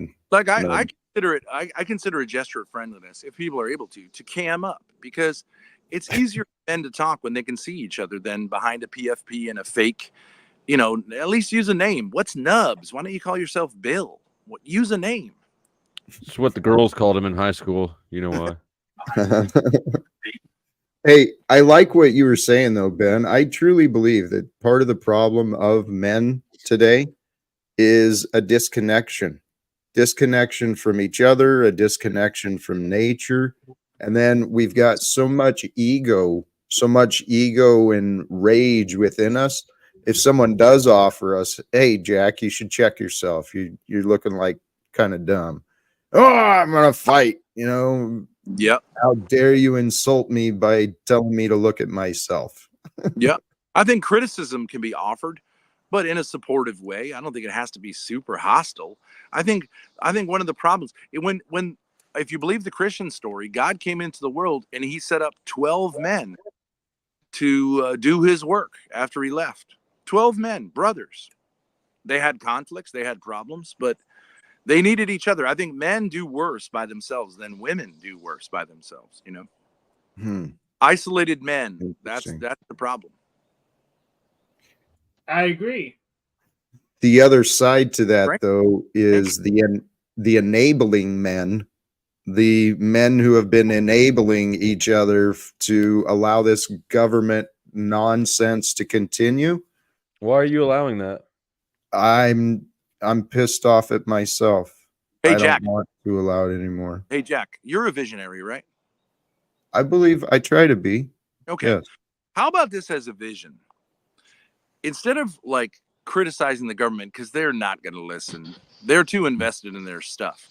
I've recently found that, for example, housing is a major problem for you, right? People who want to start their lives. And I do agree that it's government policies and the greed of bankers that has doubled the price of a home in the last several years. And it looks like there's no, I mean, can you imagine being a young person who meets a young man who meets a young woman and wants to start a family and says like, even renting an apartment? Do you know there's a solution to that? Get an RV. If you I think Jack was going to say abolish money, but if you get an RV, you avoid all of the housing market, and it's really pretty cheap. Still takes money. Jack's not going to go for it. Exactly. 10 grand, maybe 10 grand. You can get a. Oh, you're not thinking maintenance. You're not thinking the logistics, the reality and application of the idea. I understand. A young man who can learn the systems and do a lot of work himself. Freeness. We want it for free. Right. God. I think it's fine. Get a tent then. Get a tent. How about we create a true community?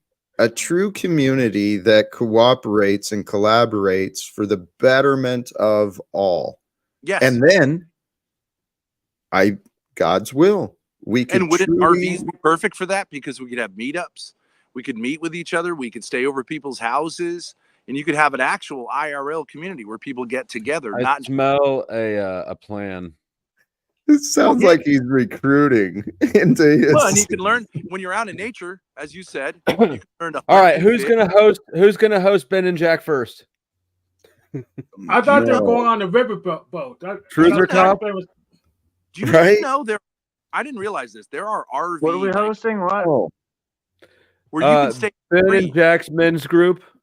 Yeah, Truth the Cop's doing it. I think he volunteered.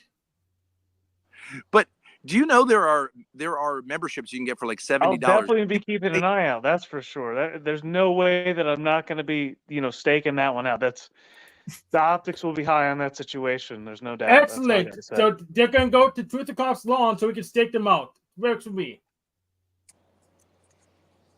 Well, I'm saying for $79 a year, you can get a list of I think 40,000 places that would be happy to have an RV for free overnight. So problem solved. What if What are we we end trying wage slavery? Out of the system. What if we end slavery? What doesn't need to be slavery? So you've got housing worked out for 10 grand, easy to come up with grand. You can get free food from pantries and all the programs and dumpster diving, which I've done. What do we got to complain about? Why do we need the You're not panhandling hard enough. Just start living. You don't think in a 20-mile radius of this area there's probably plenty of deer that if I had a gun and learned how to use it and learn how to hunt, I could kill. I don't think you're any more allowed to get a gun than I am. I could have someone else get a gun. We better get a bows and arrows. I could get a fishing rod, maybe. That's true.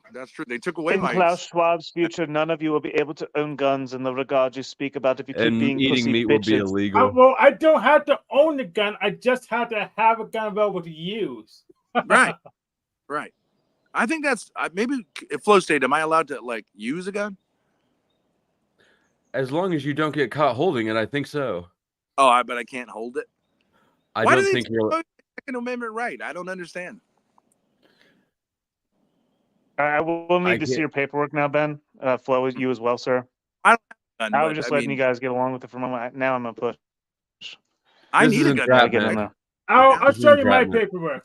Remember this password. I don't have to. It's screen recorded. Thank you, Hank. Yes, you're sworn in America. So, Jack, what do you think about that? Now, this is a vision which has been proposed previously by people named Dorothy Day, Peter Morin, Catholics. They said, just go ahead and drop out of the system and create your own economy. Because sitting here complaining about stuff isn't going to get you anywhere. It's not going to get you anywhere. You need a revolution. The revolution's not going to happen. Ben, I do have to ask, because I only heard rumors of this. Seriously, what did you just go to jail for? Because it sounded ridiculous. I went to jail for walking with my when I was told by the state that I couldn't contact her. Well, walking PV violation. Protection order violation. Yeah, no talking to someone. It wasn't a protection order, but no contact order, which neither me nor my asked for, but was given to us because the government decided. Is it not bleeping out? He's kind of bleeping out. Am I? Oh, you are. A little bit. Your audio is kind of spotty. Are you doing that intentionally? Because that sounds like it's literally cutting out legal information is what it's attempting to do. That's weird. I think when it's probably your people, Truth or Cop, censoring him. I think no, we got a record somewhere. He's not censored totally because we have the record. But what he said is, you put it on the record. I hear a lot about putting things on the record. I don't know which record is being referred to, but I know that there's a record somewhere and it's quite important. I think my audio is fine, but when I get everything in life will be reviewed. That's all I know. Yeah, when we talk about Ben, he gets he's like lower priority. They're saying hello. I was speculating today on how many people. I saw that question about who's more famous, me or Jack. I've been waiting. I was caught walking up the road in the middle of nowhere, and someone called the police. Right. I think the number of people who know who I am is a high number. I would say somewhere between 50,000 in 2 minutes. Look at that silver lining. You better shut the fuck up. You don't have no idea what's going on in my life. Who's talking to who? On some real shit. I think that's our brother Machine Lies is Machine Lies. What are you griping about? No, There was a conversation that I was having with Flow different- State earlier about the paperwork that you guys keep deflecting from. Can we freaking get real, Hank? Oh, all right, fine. Yeah, I'm the only one that. I don't know how long you guys the are going to keep this paperwork game up for. He was looking for. Why I got aren't you guys, shenanigans around why here aren't you guys somewhere. good at pushing papers? I got some sort of paper. Jack, what do you think of my vision? Doesn't that sound more doable than saying like let's get the Need government corrective lenses. their That's for mind? sure. There's a lot of people. What's that? Why don't we start from the bottom up instead of from the top down? Because the bottom prefer to stay where they are. Have you not seen how people don't want to change? People fight to stay Here's my the same. paperwork. Okay, thank you very much. So, Jack, you don't believe that, but isn't your whole thing that people can change their minds, change their hearts and minds, and make a change? So, why would you say people can't change? I'd rather speak to the people who have proven to be able to think, proven to be able to make decisions. You know, the people who have success. If we need all three of those requirements, none of us are going to cut. But are you one of those people, Jack? No, but I'm knocking on those doors, and eventually I'll get the attention of those, you know, at some level, I'll get someone else's attention, someone who does have some wealth or a position. And then when they're on my side, then we'll have a much better chance of opening up other doors. But Jack, And let me eventually- point out a logical problem. What's You're that? saying you wouldn't talk with someone like yourself. What's that? No, You're I've saying been. you wouldn't talk with someone you like yourself. See what I'm doing 7 days a week is trying to communicate with people just like me to let them know, hey, we're all in this together. And if we join together, we could probably bring forth some changes. Right. And I'm saying, here's how we can do it. And you're saying, no, I need to talk to rich people and people in leadership positions. Why can't we do it? Because you won't. You haven't. Jack, I'll get in my RV. We can meet up. All right. I'll tell you what. And actually, I don't mean to be flippant like that, but that's kind of where I'm at, is I see so much apathy in the world. So many people, they spend days and days, they'll spend their whole lives complaining and pointing at people who are actually doing shit in the world. Yeah. But couldn't you be characterized as one of those people? I used to be, and that's why I'm not anymore, because I no longer consent. My disobedience, my too late. We took what I that believe booty. is. What's that? What I'm saying is, why don't you Nothing. buy I'm an just an RV idiot. with those problems? I'm sorry, what?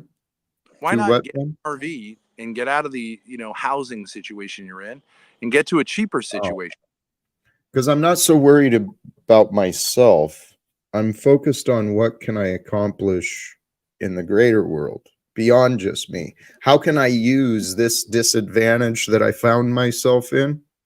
Is there a way that this could become a precedent? Can there be it be Well, I used was as about to say, leverage Jack, for I was someone going to else? say you should run for president.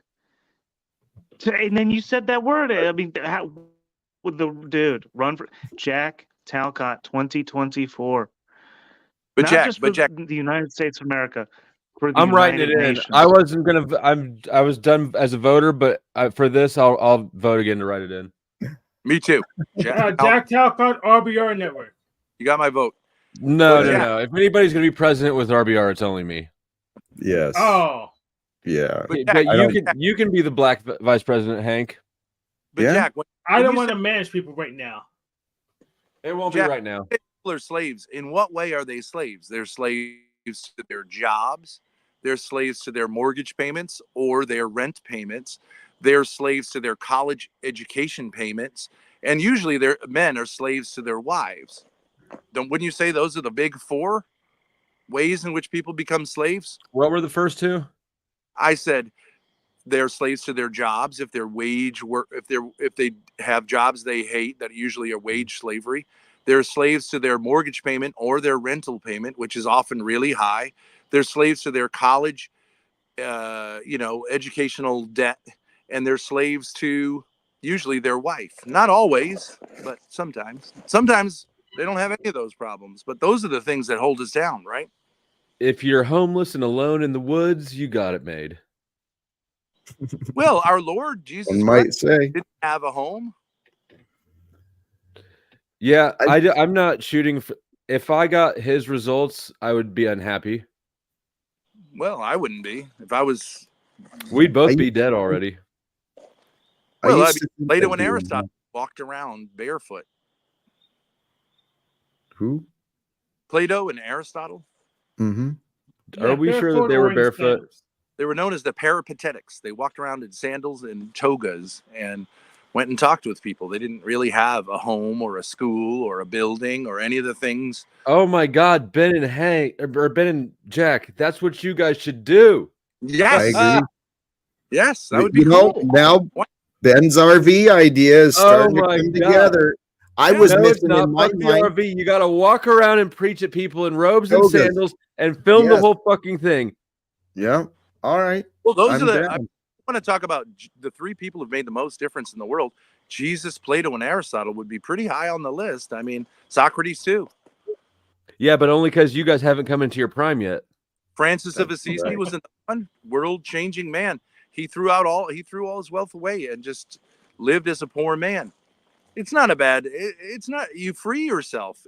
Most of those guys said, "I'm glad I freed my." And I have to say, in my case, I'm glad I don't have an apartment. I have to deal with neighbors. I have to deal with rent payments. I have to pay utilities. It's much easier just to go put your house on wheels. Look at me. I'm out in nature. I'm loving it. That's your house now, isn't it? The world is my home. Yes.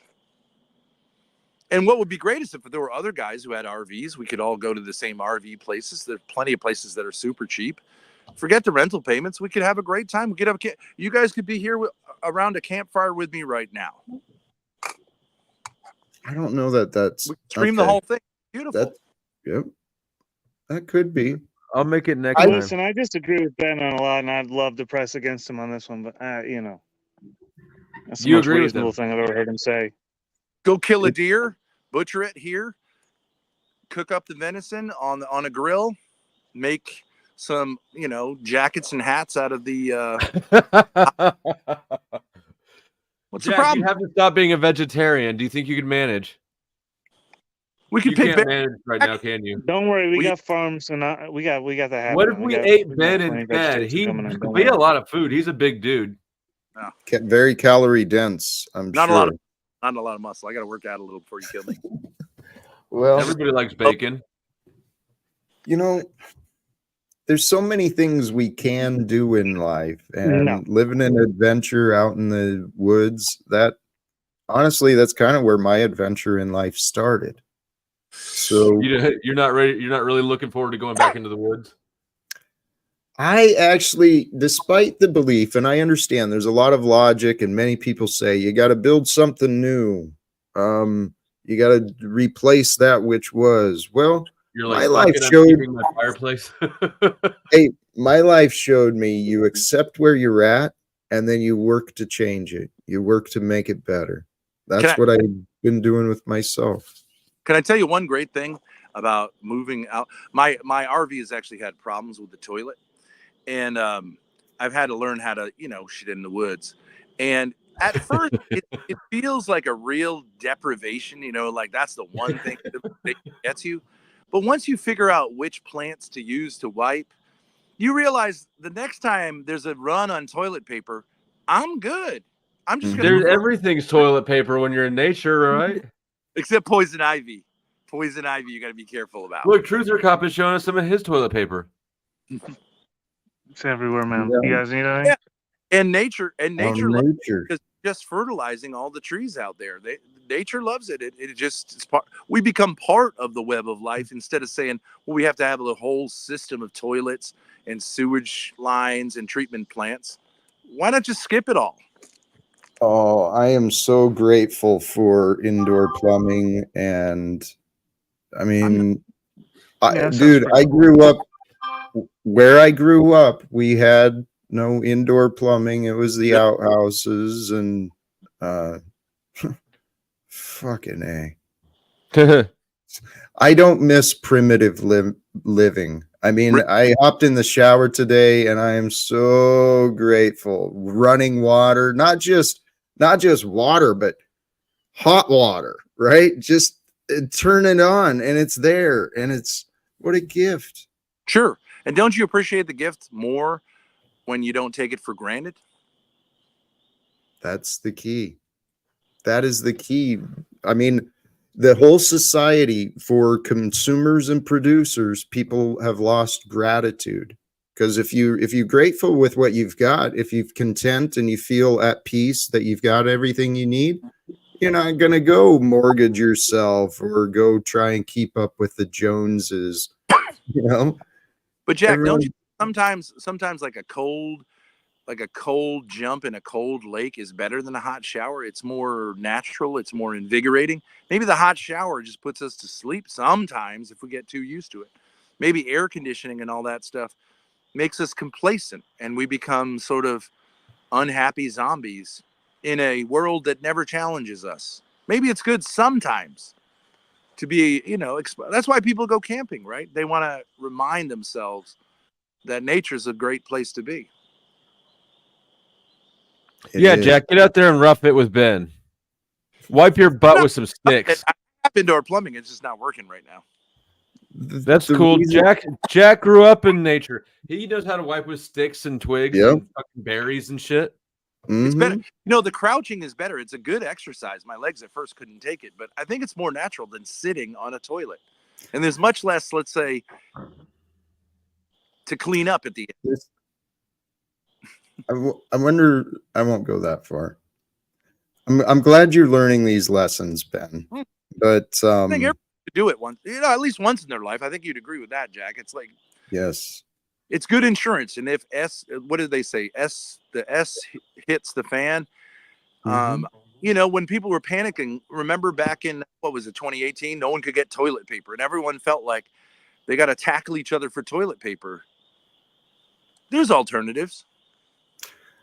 Well, this is actually toilet paper. Actually, my ability to survive in the woods is what actually gave me quite a bit of comfort facing poverty. Because I realized, worst case scenario, I can go survive. Yeah. Right.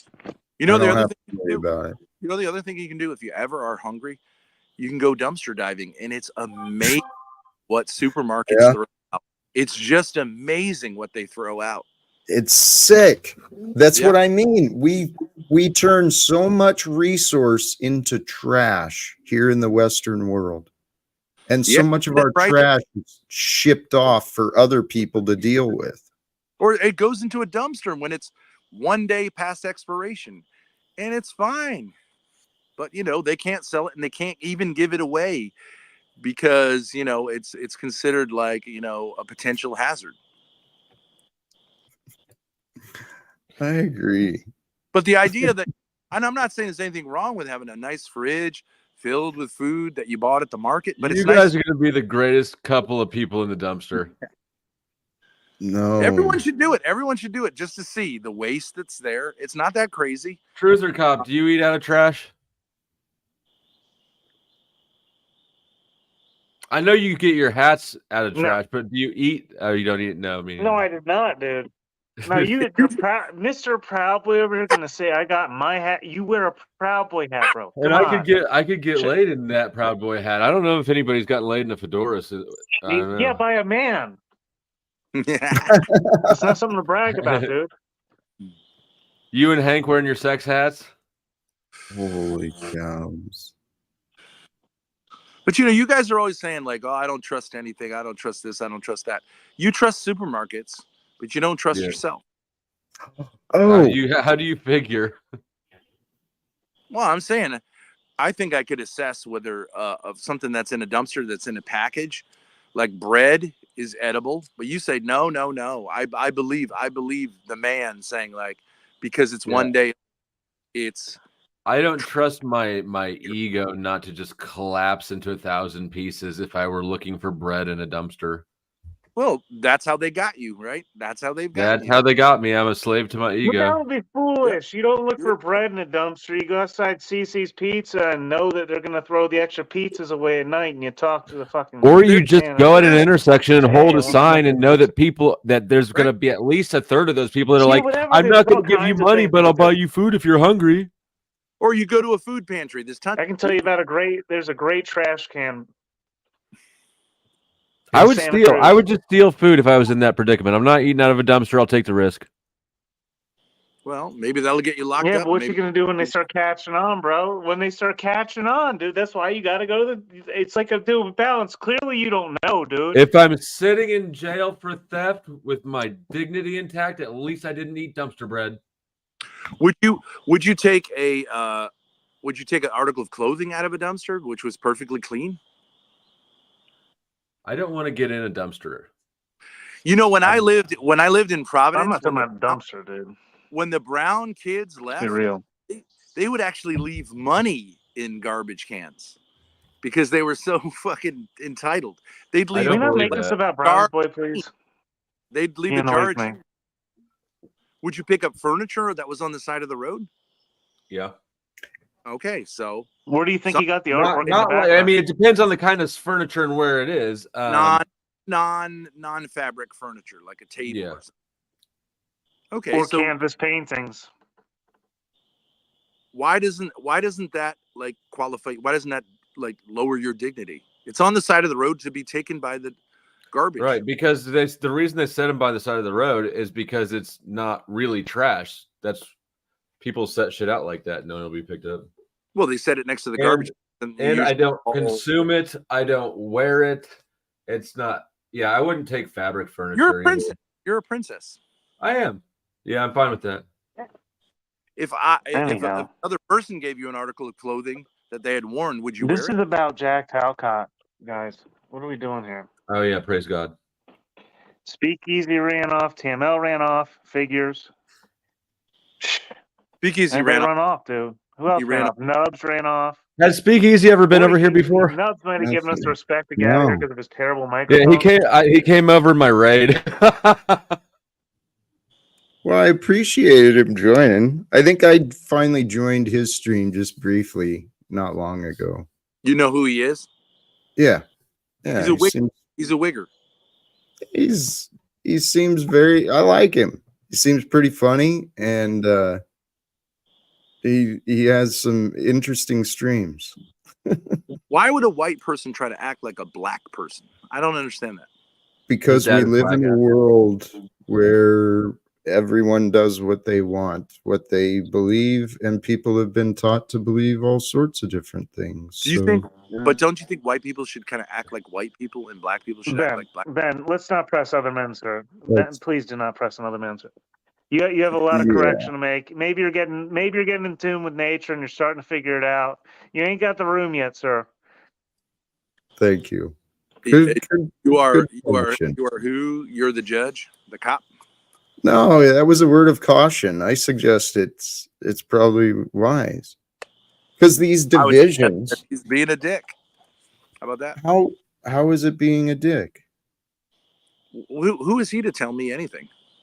Another human being with an honest perspective. What was he telling me? What was he telling me? What I chose to hear from it was just kind of an observation to caution. You know, you're out in the woods, you're getting some new perspectives, you're gaining. Caution about what? Well, you were bringing the conversation into definitions of white and black, is what I recall.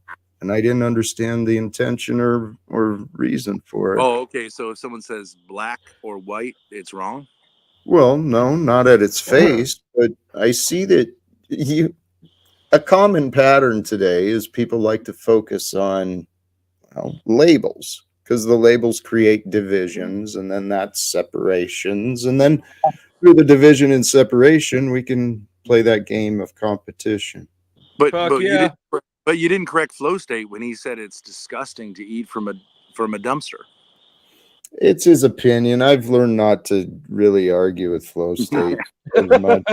That's all I want out of anybody. Okay, Flow State. Ben, this is the thing I've been trying to teach people from my panel is showing the chat when people are strategizing on these panel strategies and when they're being authentic. And Jack, like the worst of them, will sit here and pick and choose to his liking what he's going to support, oppose. Speakeasy is a piece of shit wigger, and it has nothing to do with melanin. There's the urban street culture of America that came with hip hop and crime, and Speakeasy is a Canadian faker that wants to act like that. But he's a fake version of it. Yeah, he's a wigger piece of shit. He's one of these. He's one of these panelists acting like he's got the goods on Ben and Grace when everyone knows that was the bits. Anybody in this chat from any channel that still wants to act like there's a salt or the in and out going on in the family style, that was the bit, you dumb motherfuckers. I agree. Most people are past that. He's in the previous season. Yeah, it's like when he tries to bring meth PDF to me. It's like, oh, Zebra Crew, we get it. And kick rock. Yeah. I don't know why Jack smiles so much. He's not you are a lolcow, Jack. Even before you met the Thorpes, Grace was watching you as lolcow content, and I wish she would have left it up. I know. Many people. Yeah, because I came and told you about it. I was like, Jack, the best video I've ever seen of you is when Grace Thorpe was reviewing you like a lolcow. Well, I guess that. Ben, don't run. Come see me sometime. I'd love to have you. I'd talk that trash food and my own YouTube campy homeless plans. Yeah, I love to say it. I love to say it so motherfuckers like Paul go around saying he's about to be homeless. Flow State runs around going, he's about to lose his apartment. He's gonna be homeless. I guess if you just take my words and narrate them, you'd think that. What are you? I was repeating hearsay. Right. That's what I'm saying. I don't respect that. I mean, I don't think I presented it as fact. I think I presented it as hearsay. Oh no, I think we watched it. We watched it on my channel. Yeah, so I know how you present it. Same way that Paul and Bex present that I'm a faggot. Is that true? But if I came into these streets saying I'm a faggot, then you guys have to protect me. You guys have to protect me from being harassed for being gay if I came out saying I was a faggot. No one has to harass. No one has to do anything. Oh yeah, you're woke. You got the sign. You believe love is love. Signs is signs. Ben take off. What? Yeah. Oh, you did get a lesson, Jessica Jane. You got fucking muted because you're a piece of shit, like you've always been. So. You fucking. And you're not now. You're no longer a Lewinsky. How are you gonna get mad at Jessica Jane? Because you don't remember the lore to know why she's not a Lewinsky blowbang anymore, but she was. That's another term I coined.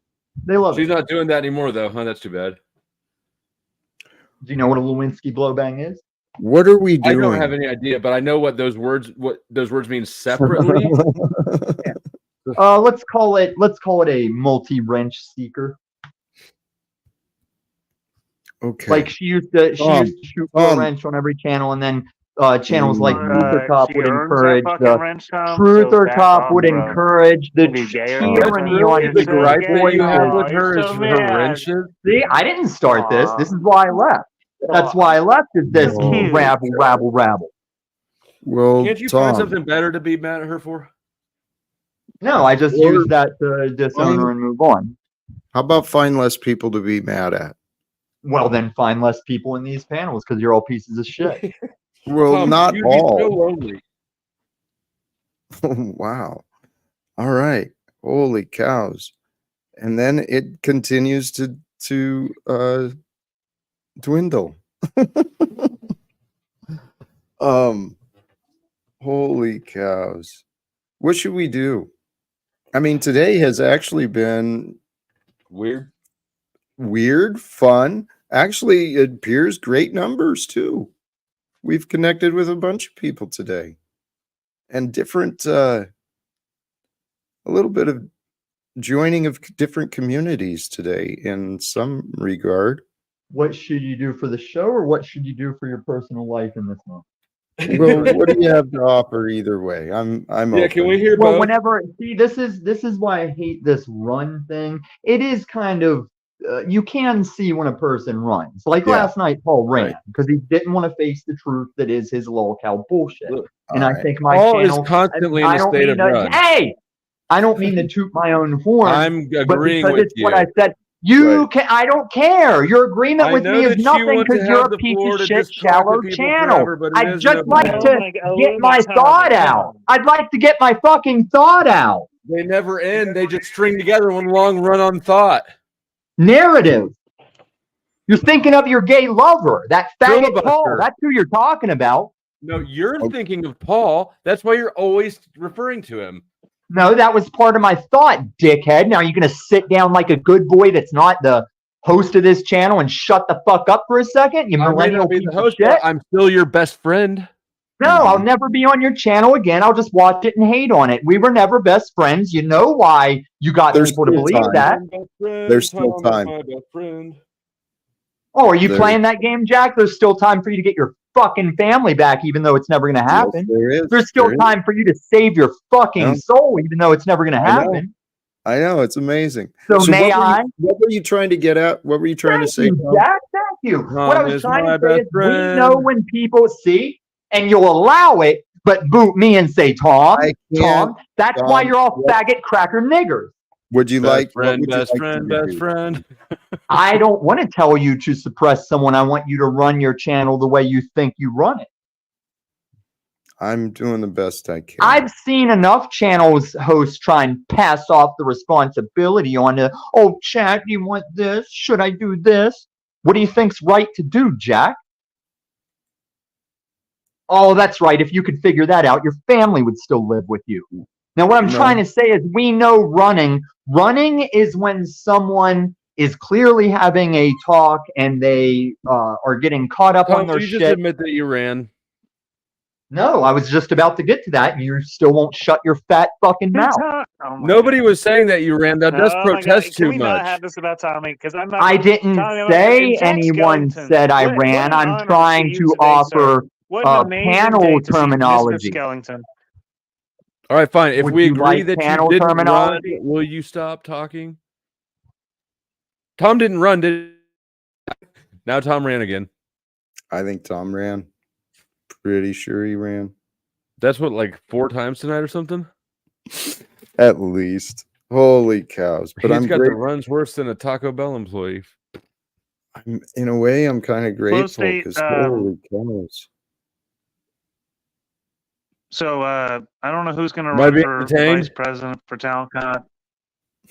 What? Yes, we need to detain you for questioning about who will be nominated to be Jack Talcott's vice president, Paul. vice Führer, as we would call him. Paul. That's what I would say too, sir. Yeah, that's what I was going to say. That would be a I fantastic. agree. That would be so good. He'd be so mad that he's vice president the whole fucking time. Dude, he couldn't be trusted. Under his current state of mind, all of his time would be spent on how does he overthrow me. And yeah, that could. That's why it would be funny. Sir, because I trusted myself enough to be able to live through whatever you're going to endure us through. Just like somehow we're surviving Biden, dude. We couldn't do much worse. Let's go. The question, Talcott and Paul. Let's go. All right. You froze, Flo. I said the question is, do you have faith? I used if you to. have faith. Oh, you lost your faith today? I lost faith in Paul. That's their slogan. I lost faith Talcott in and Paul. Or wait, sorry, it'd be Talcott and Laporta. Do you have faith? We're not sure how we're doing this either, but we're gonna do it. You know, I don't want to say I don't, but it's certainly diminished. I'm moving on. There's got to be better options for me than that nonsense. What, you haven't seen great improvement and progress in him over the last couple of years? You're not inspired? I've seen no. I still see an opportunity. But he got arrested one time for rights and freedoms. I know. I mean, And driving without a license. Today, Well, today, he's consistent with his vision and his message, and that takes determination that people who he is aren't consistent with consistent in the their things vision that he don't says. understand. yeah. But no, He's very. dude, you don't have it shows your lack of vision and purpose, dude. Get on it. We all have it, dude. I got it. Especially Illuminati. God forbid. Here comes the fucking keymaster of lack of vision. Or maybe he's actually the total opposite, and I'm totally wrong here. Maybe. I'm gonna break his jaw next time I see him. Damn. You tuck some nugs up in that cap so that you. I'll throw out the same option that you always fuck up. Do you want to have a one-on-one for a second? Who'd you ask?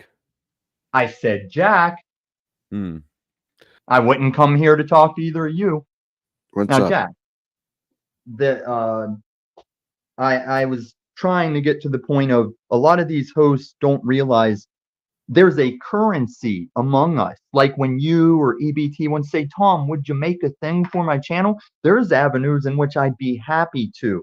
But not even my friend TML seems to grasp this currency among hosts. Like, because you do me the way you do here and Flow State does me the way he does, it's why you get clowned on when you show up in my house. Because even with Paul, I understand. I'm going to allow him to get his point out. That's a currency to even, yes, you can come up, you can reply, you can say the thing. And then I read how people value or devalue their currency. It's not imaginary. It's that respect thing you think just everybody gets out of my wallet because they want it. Okay. And you're as broke with panel currency as you are in that wallet. Am I? All right. Well, I don't know about your wallet. I'm sure people still speculate if you're just the secret agent rich guy. But yeah, you got very little panel currency with me, but nobody does. Nobody has much. I get what you're saying. So I want to be returned to offering respect to the other people and not just putting bring you them on back up. I was telling you, that's why I'm leaving, because that Tom panel currency isn't worth much anymore. What? I'm sure we'll never see Illuminati again. He's gone forever. Oh no! Oh no! Oh no! No, people see me. I did what you guys said to do. Go make your channel. Nobody will watch. That's what that Canadian wigger had said when I was in his chat, and he was trying to talk to me and not have me up. So go do your nothing channel. I said, look at my picture. I said, okay. You told him. That's the thing. I don't care if people show up and watch. If they do, they get it. Or they're there to troll and get ignored. I show up and watch. You're Gucci. No, don't have to justify your channel to Easy or anybody else. Well, I'm not justifying it. I'm justifying the information I do. Oh, good Lord. Oh, I'm sorry. Are you out of patience? I'll spare you that and any future of this. What is it? Damn it. He did it, Truth or Cop. Fuck. Did he run? I think he ran. I'm going to need a welfare check later tonight if you don't hear from me. This is terrible news. Holy cow. God. There's no way it's going to hold through. It doesn't even make sense. It's absurd. I hope you're right, Truth or Cop. It hurts my heart so bad to think about. When he made. Godspeed, Tom, wherever you are. Where has the Illuminati gone off to now that he's not going to be on Talcott's panel every day, or Paul's panel every day, or where he's been every day for the last 2 years? Where will he be? When he at least tonight, return? I know that when the sun sets, the moon comes out, we'll both be looking at the same moon. Like that Five song. Mm-hmm. I agree. We're going to have to hold on to those types of thoughts, Flow State. Me and Illuminati will be looking at that same moon no matter where he is, even if he doesn't return on the very next panel. We should put up a memorial beside his favorite homeless camp to raid. We love Tommy. I like that he was like pimping and hoeing his own time currency, and all he does is sit up on his panels giving everyone his time. That was pretty slick. Holy cow. Hey, though, actually, in all reality, I was considering my objective reality where I'm at today. Any luck with that? Well, I was considering. I have nothing to offer the world except me. And the world doesn't want me. So That's what do such you a do with depressing that? claim. I know. Well, I mean, you are not a stagnant thing. You're a dynamic thing that's not. Yes. So the world may not want this, but that doesn't mean that they can't want Jack Talcott becomes tomorrow if you evolve yourself. Somehow the Panelverse seems sort of like glue. It kind of is. It's this weird, funky thing. You drifted out, so only part of what you said came through, but I think I got the gist of it. It's like a glue trap. Yes. It's this whole thing. Well, we get glued into each other, get glued into the drama, into the whatever this is. But it doesn't have to consume us. I'm ungluing myself on that note. Thanks for having me up. Later. Respect to you. Thank you for joining, Flo. I appreciate it. And actually, I'm probably going to wrap up pretty soon, too, anyway. So, Truth or Cop, you still there? Thank you. Thank you for joining, my friend. I'm not sure what's going on here, man, but, you know, here we are. Isn't that life, though? I mean, that truly is. I've realized this in my own life many times. In basic training, or when I got shipped to Korea, or was in wherever I was. I wake up and I'd be like, how did my life get me to here? What in the hell is going on with this? And so here we are on YouTube. It's a pleasure to be sharing this experience with you. What was the piece of propaganda that got you to join the military? Because for me, it was like what inspired me to want to join. I never did join. Was 9/11, but like Vietnam was a whole different scene. Like, was there a moment that like you were like, I have to go in because of this? For me, it was the first Bush propaganda, Bush Senior, the Iraq War stuff, and Colin Powell and the testimony of the babies and the infants and the incubators, whatever. I let those stupid ideas get into my head.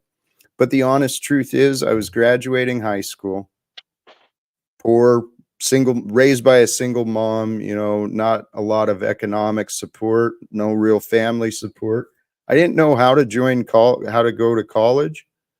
But the recruiter came by, man. They gave me a little test, took me by the hand, gave me a job right out of high school.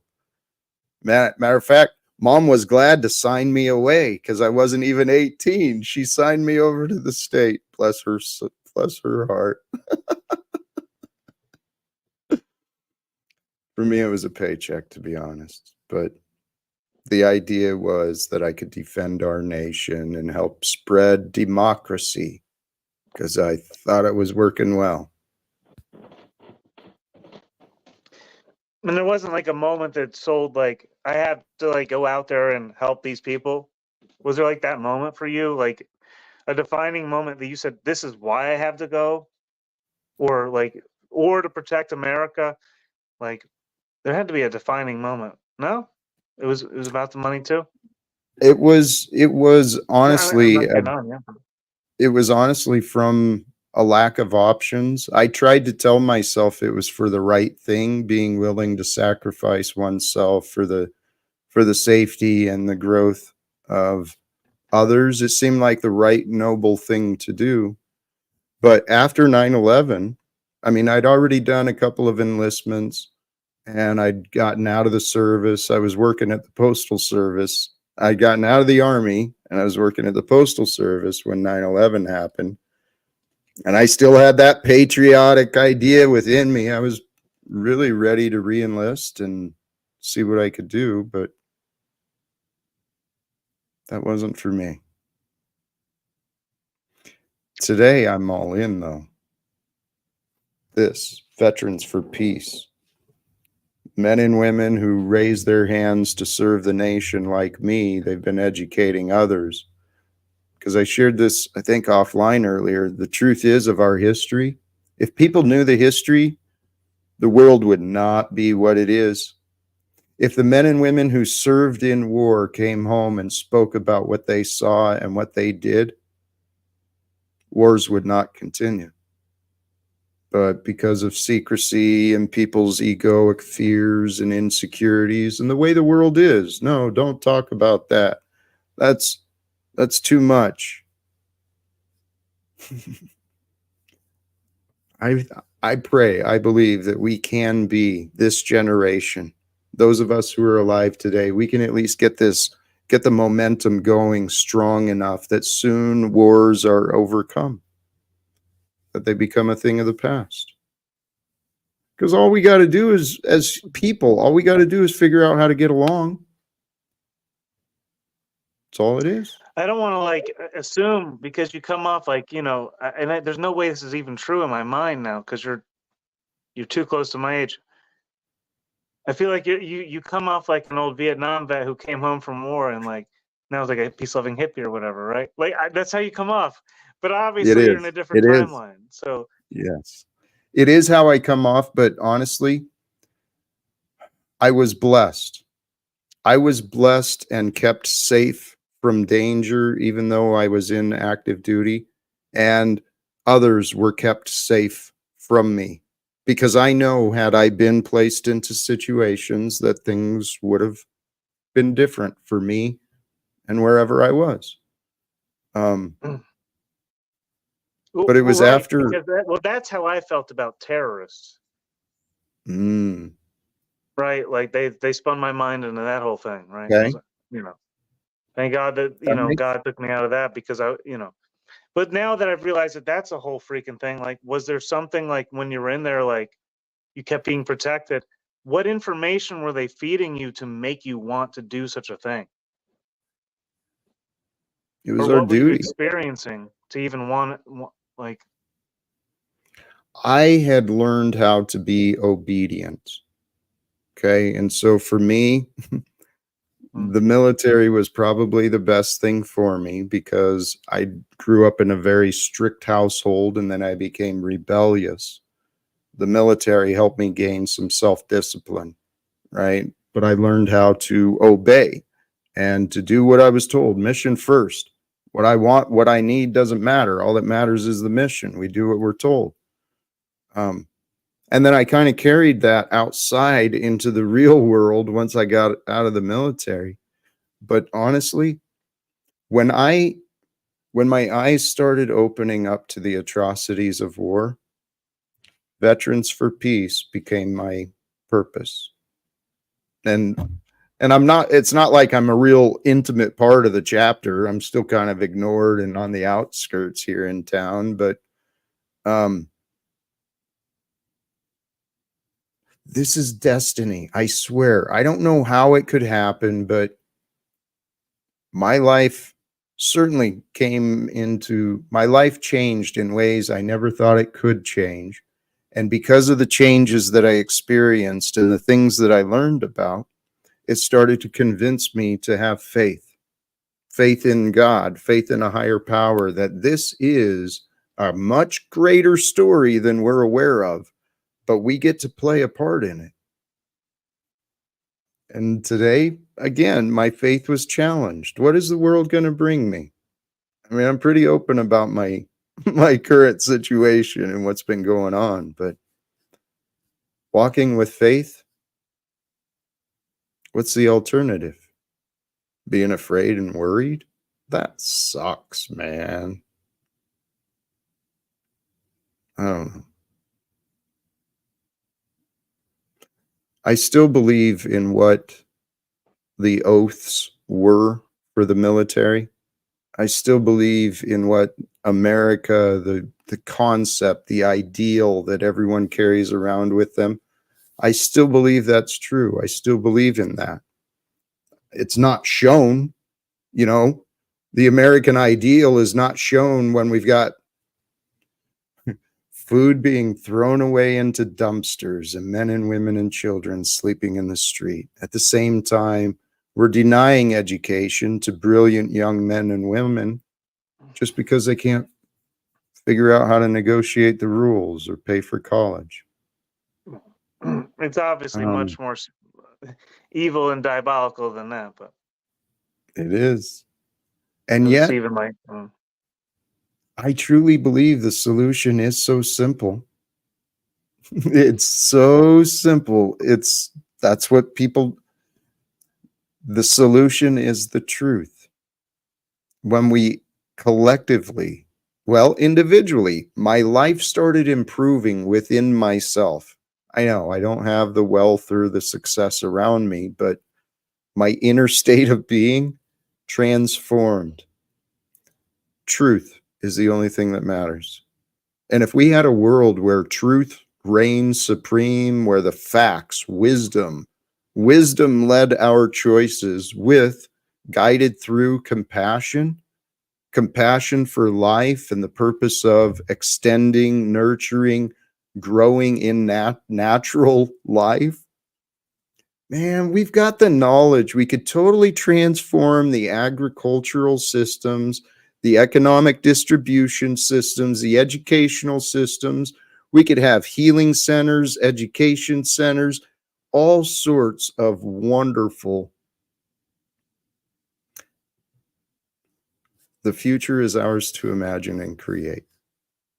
And I think as more of us start opening up ideas, opening our hearts to love and walking with faith, I think we're going to have miracles abundantly. I do feel like maybe it's time to wrap up, though. What are your thoughts? And to see those miracles, you have to be thankful and grateful for the presence, and you have to be watching and vigilant to see it unfold. That's all there is to it. Because miracles pass us by all the time, but doesn't mean we see them. Anyhow, that's what live without fear, Mr. Talcott. Be well. Amen, brother. Thank you very much. And to all those who joined the panel today and in the restreams, I think I'm still restreaming on a few channels. So blessings to all of you. Anyone who discovers me elsewhere on my own streams, Rumble, Facebook, YouTube, thank you.